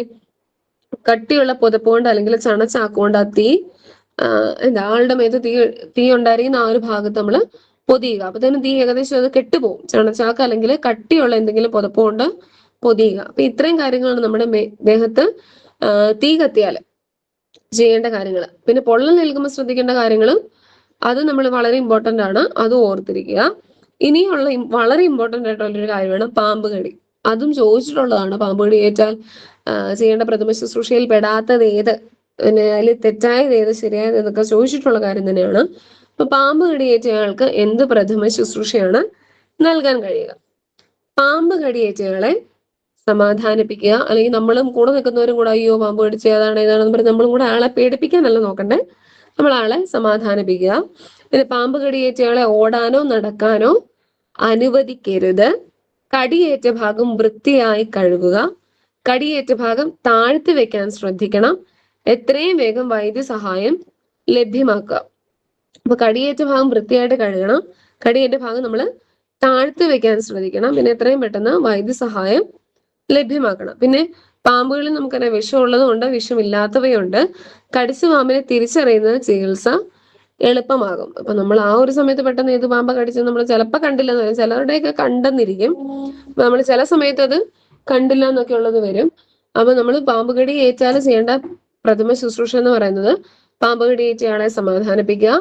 പാമ്പ് കടിയേറ്റയാളെ ഓടാനോ നടക്കാനോ അനുവദിക്കരുത്. കടിയേറ്റ ഭാഗം വൃത്തിയായി കഴുകുക. കടിയേറ്റ ഭാഗം താഴ്ത്തി വെക്കാൻ ശ്രദ്ധിക്കണം. എത്രയും വേഗം വൈദ്യസഹായം ലഭ്യമാക്കുക. അപ്പൊ ഇത്രയും കാര്യങ്ങളാണ് നമ്മൾ പാമ്പ് കടിയേറ്റാൽ ചെയ്യേണ്ട പ്രഥമ ശുശ്രൂഷകൾ എന്ന് പറയുന്നത്. ഇനിയാണ് നമ്മുടെ കുറച്ച് അപകടങ്ങൾ, അതായത് വെള്ളത്തിൽ വീണുണ്ടാകുന്ന അപകടങ്ങളും പിന്നെ നമ്മൾ കോമൺ ആയിട്ട് കാണുന്ന നമുക്ക് ഷോക്ക് ഏൽക്കുന്നു. ആ ഒരു സമയത്ത് എന്തൊക്കെ കാര്യങ്ങളാണ് ശ്രദ്ധിക്കണം, അല്ലെങ്കിൽ നമ്മൾ എങ്ങനെയാണ് അയാളെ രക്ഷപ്പെടുത്തേണ്ടത് എന്നാണ് ഇവിടെ പറഞ്ഞിരിക്കുന്നത്. അപ്പൊ നീന്തൽ അറിയുന്നത് വെള്ളത്തിൽ വീണ് സംഭവിക്കുന്ന അപകടങ്ങൾ കുറയ്ക്കാൻ സഹായിക്കില്ലേ? നമുക്ക് നീന്തൽ അറിയാമെങ്കിൽ നമ്മൾ അപകടത്തിൽ അങ്ങനെ വെള്ളത്തിൽ വീണ അപകടത്തിൽ പെടാതിരിക്കും. പക്ഷെ എന്നാലും നീന്തൽ അറിയുന്ന ഈ ചുഴിയൊക്കെ ഉണ്ടാകുമ്പോൾ അതിന് വിട്ടുപോയാൽ അതിൻ്റെ അകത്തുനിന്ന് കയറി വരിക എന്ന് പറഞ്ഞാൽ കുറച്ച് പാടുള്ള കാര്യമാണ്. പിന്നെ നല്ല ഒഴുക്ക്, കുത്തനെയുള്ള നല്ല ഒഴുക്കൊക്കെ വന്നാലും എത്ര നീന്തൽ അറിയാവുന്നവരെന്ന് പറഞ്ഞാലും ചിലപ്പോൾ ഒന്ന് ബാലൻസ് പോയി കഴിഞ്ഞാൽ കുറച്ച് പാടാണ്. അപ്പം നമ്മൾ വെള്ളത്തിൽ ഇറങ്ങുമ്പോൾ പരമാവധി സൂക്ഷിക്കാന്നുള്ളതേ ഉള്ളൂ. നീന്തൽ ഒട്ടും അറിയത്തില്ലാത്തവർ വെള്ളത്തിലേക്ക് ഇറങ്ങാതിരിക്കുക എന്നുള്ളതാണ് ഏറ്റവും നല്ലൊരു കാര്യം. അതായത് നമ്മൾ ലൈഫ് ജാക്കറ്റ് അല്ലെങ്കിൽ നമ്മുടെ ആ ടയറൊക്കെ ഇട്ട് നമ്മൾ ഇറങ്ങിയാൽ പോലും നീന്തൽ അറിയത്തില്ലാത്തവർ വെള്ളത്തിന്റെ ആ പരിസരത്തോടെ പുഴയൊക്കെ കാണുമ്പോൾ ഇറങ്ങാതിരിക്കുന്നതാണ് ഏറ്റവും ഉചിതമായിട്ടുള്ള ഒരു കാര്യം. അപ്പൊ പിന്നെ കൂടുതൽ അപകടം ഉണ്ടാകാതിരിക്കുമല്ലോ. നീളമുള്ള കയറോ തുണിയോ തടിക്കഷ്ണമോ ഇട്ടുകൊടുത്ത് അപകടത്തിൽപ്പെട്ടയാളെ കരക്കെത്തിക്കാൻ ശ്രമിക്കാം. വെള്ളത്തിൽ മുങ്ങിപ്പോയ ആളെ രക്ഷിക്കാൻ പുറപ്പെടുമ്പോൾ സ്വന്തം സുരക്ഷ ശ്രദ്ധിക്കണം. നീന്തൽ അറിയില്ലെങ്കിൽ വെള്ളത്തിൽ ചാടരുത്. ചിലരുണ്ട്, നമ്മളിപ്പോ നമ്മൾ പത്രത്തിൽ കാണാറുള്ളതാണ്, കൂട്ടുകാരൊക്കെ ഒരുമിച്ച് പോകുമ്പം അല്ലെങ്കിൽ വെള്ളത്തിലേക്ക് വീണ് കഴിയുമ്പം ചിലപ്പോൾ ആ കരയിൽ നിൽക്കുന്ന ആൾക്ക് നീന്തൽ അറിയത്തില്ലായിരിക്കും, പക്ഷെ പെട്ടെന്ന് രക്ഷിക്കണമല്ലോ എന്നോർത്ത് ആളോട് ചാടി അപകടത്തിൽപ്പെട്ടുപോയ വാർത്തകളൊക്കെ നമ്മൾ ന്യൂസ് പേപ്പറിൽ കാണാറുള്ളതാണ്. അപ്പം നീന്തൽ അറിയത്തില്ലാത്തവർ പരമാവധി ചാടാതിരിക്കുക. ബാക്കി നീന്തൽ അറിയാവുന്നവർ എത്രയും പെട്ടെന്ന് വിളിച്ചുകൊണ്ട് വരുമോ അതിനുള്ള സഹായങ്ങൾ നമ്മൾ ചെയ്തു കൊടുക്കുക എന്നുള്ളതാണ്. അല്ലെങ്കിൽ നമ്മുടെ ജീവനും കൂടെ കൂടുതൽ അപകടത്തിലാവുകയുള്ളൂ. അപ്പം വെള്ളത്തിൽ ഇറങ്ങുമ്പം നീന്തൽ അറിയാന്നുള്ളത് ഒരു മസ്റ്റ് ആയിട്ടുള്ള കാര്യമാണ്. നീന്തൽ അറിയാവുന്നവർ മാത്രമേ വെള്ളത്തിൽ ഇറങ്ങാവുള്ളൂ. പിന്നെ ആരെങ്കിലും അപകടത്തിൽപ്പെട്ടു പോയാൽ പെട്ടെന്ന് കയറിട്ട് രക്ഷിക്കുകയോ അല്ലെങ്കിൽ പെട്ടെന്ന് ഏതെങ്കിലും മരക്കൊമ്പിലൊക്കെ പിടിച്ചല്ലെങ്കിൽ അങ്ങനെ രക്ഷപ്പെടുത്തുക എന്തെങ്കിലും നമ്മൾ ചെയ്ത് ആ വെള്ളത്തിൽ അപകടത്തിൽപ്പെട്ട ആളെ നമ്മൾ രക്ഷിക്കുക. ഇനി നമ്മുടെയാണ് വൈദ്യുതാഘാതം, അതായത് നമ്മൾ ഷോക്ക് ഏൽക്കാന്ന് പറയുന്നില്ലേ, നമ്മുടെ സ്വിച്ച് ബോർഡ് അല്ലെങ്കിൽ നമ്മൾ തേക്കുമ്പോൾ നമ്മൾ മെയിൻ സ്വിച്ച് പോയി അറിയാതെ തൊടുമ്പോൾ, അപ്പൊ അങ്ങനെ ഷോക്ക് ഏൽക്കുന്ന ആ ഒരു സമയത്ത് എന്തൊക്കെ കാര്യങ്ങൾ ശ്രദ്ധിക്കണം എന്നുള്ളത് നോക്കിക്കേ. നാം നിരവധി വൈദ്യുത ഉപകരണങ്ങൾ കൈകാര്യം ചെയ്യാറുണ്ടല്ലോ. അവ കൈകാര്യം ചെയ്യുമ്പോൾ വളരെയേറെ ശ്രദ്ധിക്കണം. വൈദ്യുതാഘാതം ഏറ്റ ഒരാളെ രക്ഷിക്കാൻ നമുക്ക് എന്തൊക്കെ ചെയ്യാൻ കഴിയും? നോക്കി, ഇവിടെ ഒരു പിക്ചർ ഉണ്ട്. ആളവിടെ തേപ്പോട്ടി ചെയ്തുകൊണ്ടിരുന്ന സമയത്താണ് ഷോക്ക് ഏറ്റതേ, നിലത്ത് കിടപ്പുണ്ട്. അപ്പം വേറൊരു ചേട്ടൻ കമ്പൊക്കെ ആയിട്ട് വന്നിട്ടുണ്ട്. നോക്കിയേ, സ്വിച്ച് ഓഫ് ചെയ്ത് വൈദ്യുത പ്രവാഹം തടയുക. വൈദ്യുത പ്രവാഹം തടയാൻ കഴിഞ്ഞില്ലെങ്കിൽ വൈദ്യുതി കടത്തിവിടാത്ത കയ്യുറയോ ഉണങ്ങിയ തടി കഷ്ണമോ ഉപയോഗിച്ച് ആഘാതമേറ്റ ആളെ വൈദ്യുത ബന്ധത്തിൽ നിന്നും മാറ്റാൻ ശ്രമിക്കുക. മറ്റേതൊക്കെ സാധനങ്ങൾ ഉപയോഗിക്കാം? നമ്മുടെ വെള്ളം, അതായത് എന്തെങ്കിലും വെള്ളവുമായിട്ട് ബന്ധപ്പെട്ട കാര്യങ്ങൾ, അല്ലെങ്കിൽ ഈ തടിയിലൊക്കെ വെള്ളം ഉണ്ടെങ്കിൽ, അല്ലെങ്കിൽ കമ്പി, അങ്ങനത്തെ സാധനങ്ങളൊക്കെ ഉപയോഗിച്ച് നമ്മൾ ഷോക്ക് ഏറ്റ ആളെ പോയി രക്ഷപ്പെടുത്താൻ ഓർത്ത് പോയാൽ അത് നമ്മളെയും കൂടെ ഷോക്ക് ഏൽക്കും, നമുക്കൂടെ ഷോക്ക് ഏൽക്കും. ഈ വെള്ളം തൊട്ട് എന്തെങ്കിലും സാധനങ്ങൾ അല്ലെങ്കിൽ കമ്പിയൊക്കെ വെച്ചിട്ട് നമ്മൾ ഷോക്ക് ഏറ്റ ആളെ ജസ്റ്റ് തൊട്ടാൽ നമുക്കൂടെ ആ ഷോക്ക് ഇങ്ങോട്ട് വരും. അപ്പൊ അങ്ങനത്തെ കാര്യങ്ങളല്ല, ഉണങ്ങിയ മരക്കഷ്ണോ അല്ലെങ്കിൽ എന്തെങ്കിലും വൈദ്യുതി കടത്തിവിടയില്ലാത്ത ഈ കയറ് പോലെയുള്ള സാധനങ്ങളൊക്കെ വെച്ചിട്ടാണ് നമ്മൾ ഈ ഷോക്ക് ഏറ്റ ആളെ അതിൽ നിന്ന് വിടുവിക്കാൻ വേണ്ടി നമ്മൾ ഉപയോഗിക്കുന്ന സാധനങ്ങൾ. അപ്പൊ സ്വിച്ച് ഓഫ് ചെയ്ത് വൈദ്യുത പ്രവാഹം തടയുക, അതാണ് ഏറ്റവും ആദ്യത്തെ കാര്യം എന്ന് പറഞ്ഞ്. ഇപ്പൊ തേപ്പോട്ടിൽ നിന്നൊക്കെ ആണെങ്കിൽ പെട്ടെന്ന് പരമാവധി തേപ്പോട്ടിൽ സ്വിച്ച് ഓഫ് ചെയ്ത് ആ വൈദ്യുത പ്രവാഹം തടയുക. ഇനി അത് പറ്റിയില്ല എങ്കിലാണ് നമ്മൾ ഈ മരക്കഷ്ണോ മരത്തടി കഷ്ണോ അല്ലെങ്കിൽ ഈ കയ്യുറ, വൈദ്യുതി കടത്തിവിടാത്ത സാധനങ്ങൾ ഉപയോഗിച്ച് നമ്മൾ ആളെ രക്ഷിക്കാൻ നോക്കുന്നത്. അപ്പൊ ഇതും വളരെ ഇമ്പോർട്ടന്റ് ആയിട്ടുള്ള കാര്യമാണ്. പിന്നെ വൈദ്യുതാഘാതം ഏൽക്കാതിരിക്കാൻ എന്തൊക്കെ മുൻകരുതൽ നമ്മൾ പറയും? തേക്കുമ്പോഴൊക്കെ ചെരുപ്പിട്ടുകൊണ്ട് തേക്കണോന്നൊക്കെ നമ്മൾ പറയും അല്ലെ? അപ്പം അങ്ങനെ മുൻകരുതലുകൾ എടുത്ത് പിന്നെ പരമാവധി ഷോക്ക് ഏൽക്കാൻ സാഹചര്യങ്ങൾ ഒരുക്കാതിരിക്കുക എന്നുള്ളതാണ്. നമ്മൾ ഈ വയറൊക്കെ, നമ്മൾ ആ ചേപ്പൊട്ടിയുടെ ഒക്കെ ചില സമയത്ത് ഈ കരിഞ്ഞു പോയതൊക്കെ കാണും നമ്മുടെ ആ വയറൊക്കെ. അപ്പൊ അതൊക്കെ അങ്ങനത്തെ ടൈപ്പ് തേപ്പൊട്ടി ഉപയോഗിക്കാതിരിക്കുക. അപ്പൊ നമ്മൾ സ്വിച്ച് ബോർഡിലാണെങ്കിലും ചുമ്മാ പോയി കളിക്കുന്നതൊക്കെ, അല്ലെങ്കിൽ ചാർജറൊക്കെ കുത്തിയിടുന്നത്, അങ്ങനത്തെയൊക്കെ സ്വിച്ച് ഓഫ് ചെയ്തിട്ട് ചാർജർ ഊരാനും പ്ലഗ് കുത്താനും അങ്ങനെയുള്ള മുൻകരുതലുകളൊക്കെ എടുത്തുകൊണ്ട് തന്നെ നമ്മൾ ഈ കറണ്ടുമായിട്ട് ബന്ധപ്പെട്ട കാര്യങ്ങളൊക്കെ നമ്മൾ ചെയ്യുക. അപ്പൊ വൈദ്യുതാഘാതം ഉണ്ടായാൽ എന്തൊക്കെ കാര്യങ്ങളാണ് ചെയ്യേണ്ടതെന്ന് നമ്മൾ കണ്ടു. പിന്നെ നമ്മുടെ വെള്ളത്തിൽ വീണാൽ എങ്ങനെ രക്ഷപ്പെടുത്തണമെന്ന് കണ്ടു, പാമ്പ് കടിയേറ്റുള്ള, നമ്മൾ ഓരോന്നിന്റെയും കാര്യങ്ങൾ കണ്ടു. ഇനി നമ്മൾ വളരെ ഇമ്പോർട്ടന്റ് ആയിട്ടുള്ള ഒരു കാര്യമാണ് നമ്മുടെ ഫസ്റ്റ് എയ്ഡ് ബോക്സ്. ഇപ്പൊ എല്ലായിടത്തും തന്നെ നമ്മുടെ വീടുകളിലായിക്കോട്ടെ, സ്കൂളുകളിലായിക്കോട്ടെ, ഓരോ കമ്പനികളിലായിക്കോട്ടെ, നമ്മുടെ ബസ്സുകളിൽ പോലും ഈ ഒരു ഫസ്റ്റ് എയ്ഡ് ബോക്സ് ഉണ്ടാകാറുണ്ട്. പിന്നെ അതിനകത്ത് സാധനങ്ങൾ ഉണ്ടായില്ലോ നമ്മൾ നോക്കുന്നില്ല, പക്ഷെ ഉള്ളതാണ് ഫസ്റ്റ് എയ്ഡ് ബോക്സ്. നമ്മുടെ സ്കൂളുകളിലായിക്കോട്ടെ എല്ലായിടത്തും നമുക്കിപ്പം ഉള്ള ഒരു സാധനമാണ് ഇത് ഫസ്റ്റ് എയ്ഡ് ബോക്സ്. എന്തൊക്കെ സാധനങ്ങളാണ് പ്രഥമ ശുശ്രൂഷയ്ക്ക് ആവശ്യമായി വരുന്നത്? ഇത്തരം സാധനങ്ങൾ കരുതി വെക്കുന്ന പ്രഥമ ശുശ്രൂഷ പെട്ടി വിദ്യാലയത്തിലും വീട്ടിലും ഉണ്ടല്ലോ, പരിശോധിച്ച് നോക്കാം.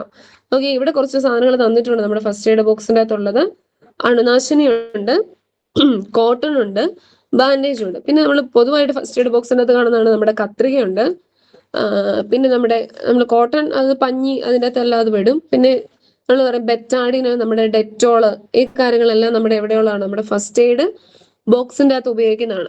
അപ്പൊ ഞാൻ ആ ഫസ്റ്റ് എയ്ഡ് ബോക്സിന്റെ അകത്ത് വേണ്ട കുറെ കാര്യങ്ങൾ കാണിച്ചു തരാം. നമ്മുടെ ഫസ്റ്റ് എയ്ഡ്, അത് ഈ DLEDകാർക്ക് അത് ചോദിച്ചിട്ടുള്ളതാണ്. ഫസ്റ്റ് എയ്ഡ് ബോക്സിന്റെ അകത്ത് വേണ്ട കാര്യങ്ങൾ, ഉൾപ്പെടുത്തേണ്ട സാമഗ്രികളിൽ പെടാത്ത ഏതാണെന്നൊക്കെ ക്വസ്റ്റ്യൻസ് ചോദിച്ചിട്ടുള്ളതാണ് DLEDന്റെ അകത്ത്. നമ്മുടെ ഞാൻ ചോദിച്ചു കണ്ടിട്ടില്ല, പക്ഷെ അറിഞ്ഞിരിക്കുക ഫസ്റ്റ് എയ്ഡ് ബോക്സിന്റെ അകത്ത് വേണ്ട സാമഗ്രികൾ. എല്ലാ സ്ഥാപനങ്ങളിലും ആവശ്യം വേണ്ട സാധനമാണ് പ്രഥമ ശുശ്രൂഷ പേടകം, അതായത് ഫസ്റ്റ് എയ്ഡ് ബോക്സ്. ഇതെല്ലാവരും കാണത്തക്ക തരത്തിൽ ലേബൽ ചെയ്ത് സൂക്ഷിക്കണം. പ്രഥമ ശുശ്രൂഷയ്ക്ക് ആവശ്യമായ സാമഗ്രികൾ പ്രഥമ ശുശ്രൂഷ പേടകത്തിൽ ഉണ്ടായിരിക്കണം. പ്രഥമ ശുശ്രൂഷ പേടകത്തിൽ സൂക്ഷിച്ചിരിക്കുന്ന കാലാവധി കഴിഞ്ഞ മരുന്നുകൾ യഥാസമയം കണ്ടെത്തി മാറ്റുകയും പുതിയത് പേടകത്തിൽ ഉൾപ്പെടുത്തുകയും ചെയ്യേണ്ടതാണ്.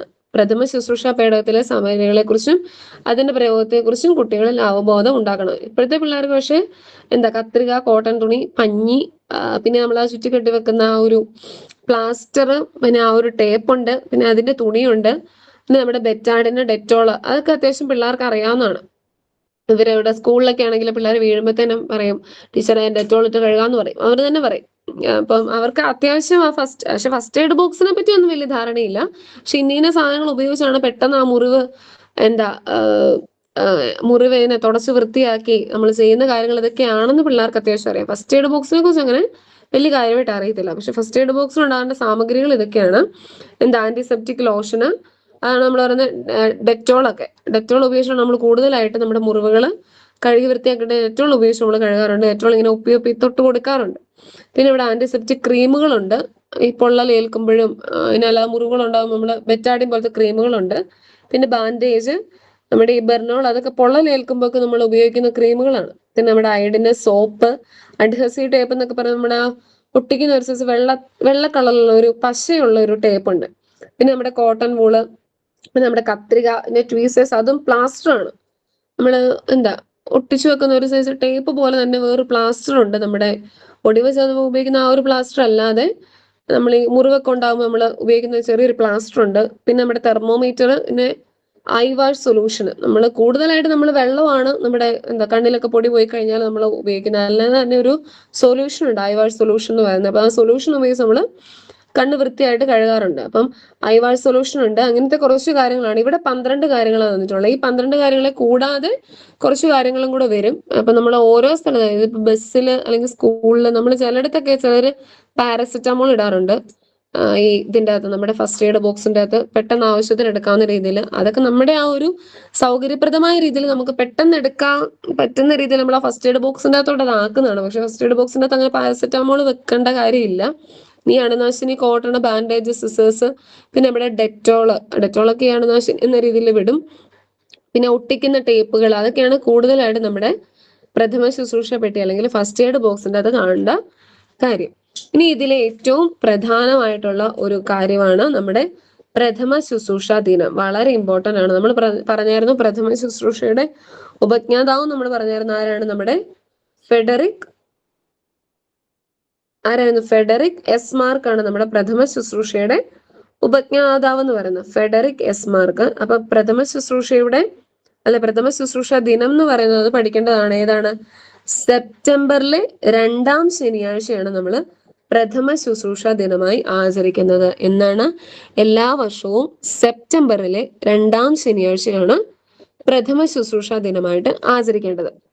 അപ്പൊ പ്രധാനമായിട്ട് ഈ ഒരു ചാപ്റ്ററിൽ നമ്മൾ കണ്ട കാര്യങ്ങൾ എന്താണ്? പ്രഥമ ശുശ്രൂഷ, പിന്നെ നമ്മുടെ ഫസ്റ്റ് എയ്ഡ് ബോക്സ്, പ്രഥമ ശുശ്രൂഷയുടെ ഉപജ്ഞാതാവ് ഫ്രെഡറിക് എസ് മാർക്ക്, പിന്നെ പ്രഥമ ശുശ്രൂഷ ദിനം സെപ്റ്റംബറിലെ 2ാം ശനിയാഴ്ച. അത് വളരെ ഇമ്പോർട്ടന്റ് ആണ്, ഒരിക്കലും ചോദിച്ചിട്ട് ക്വസ്റ്റൻ ആണ്.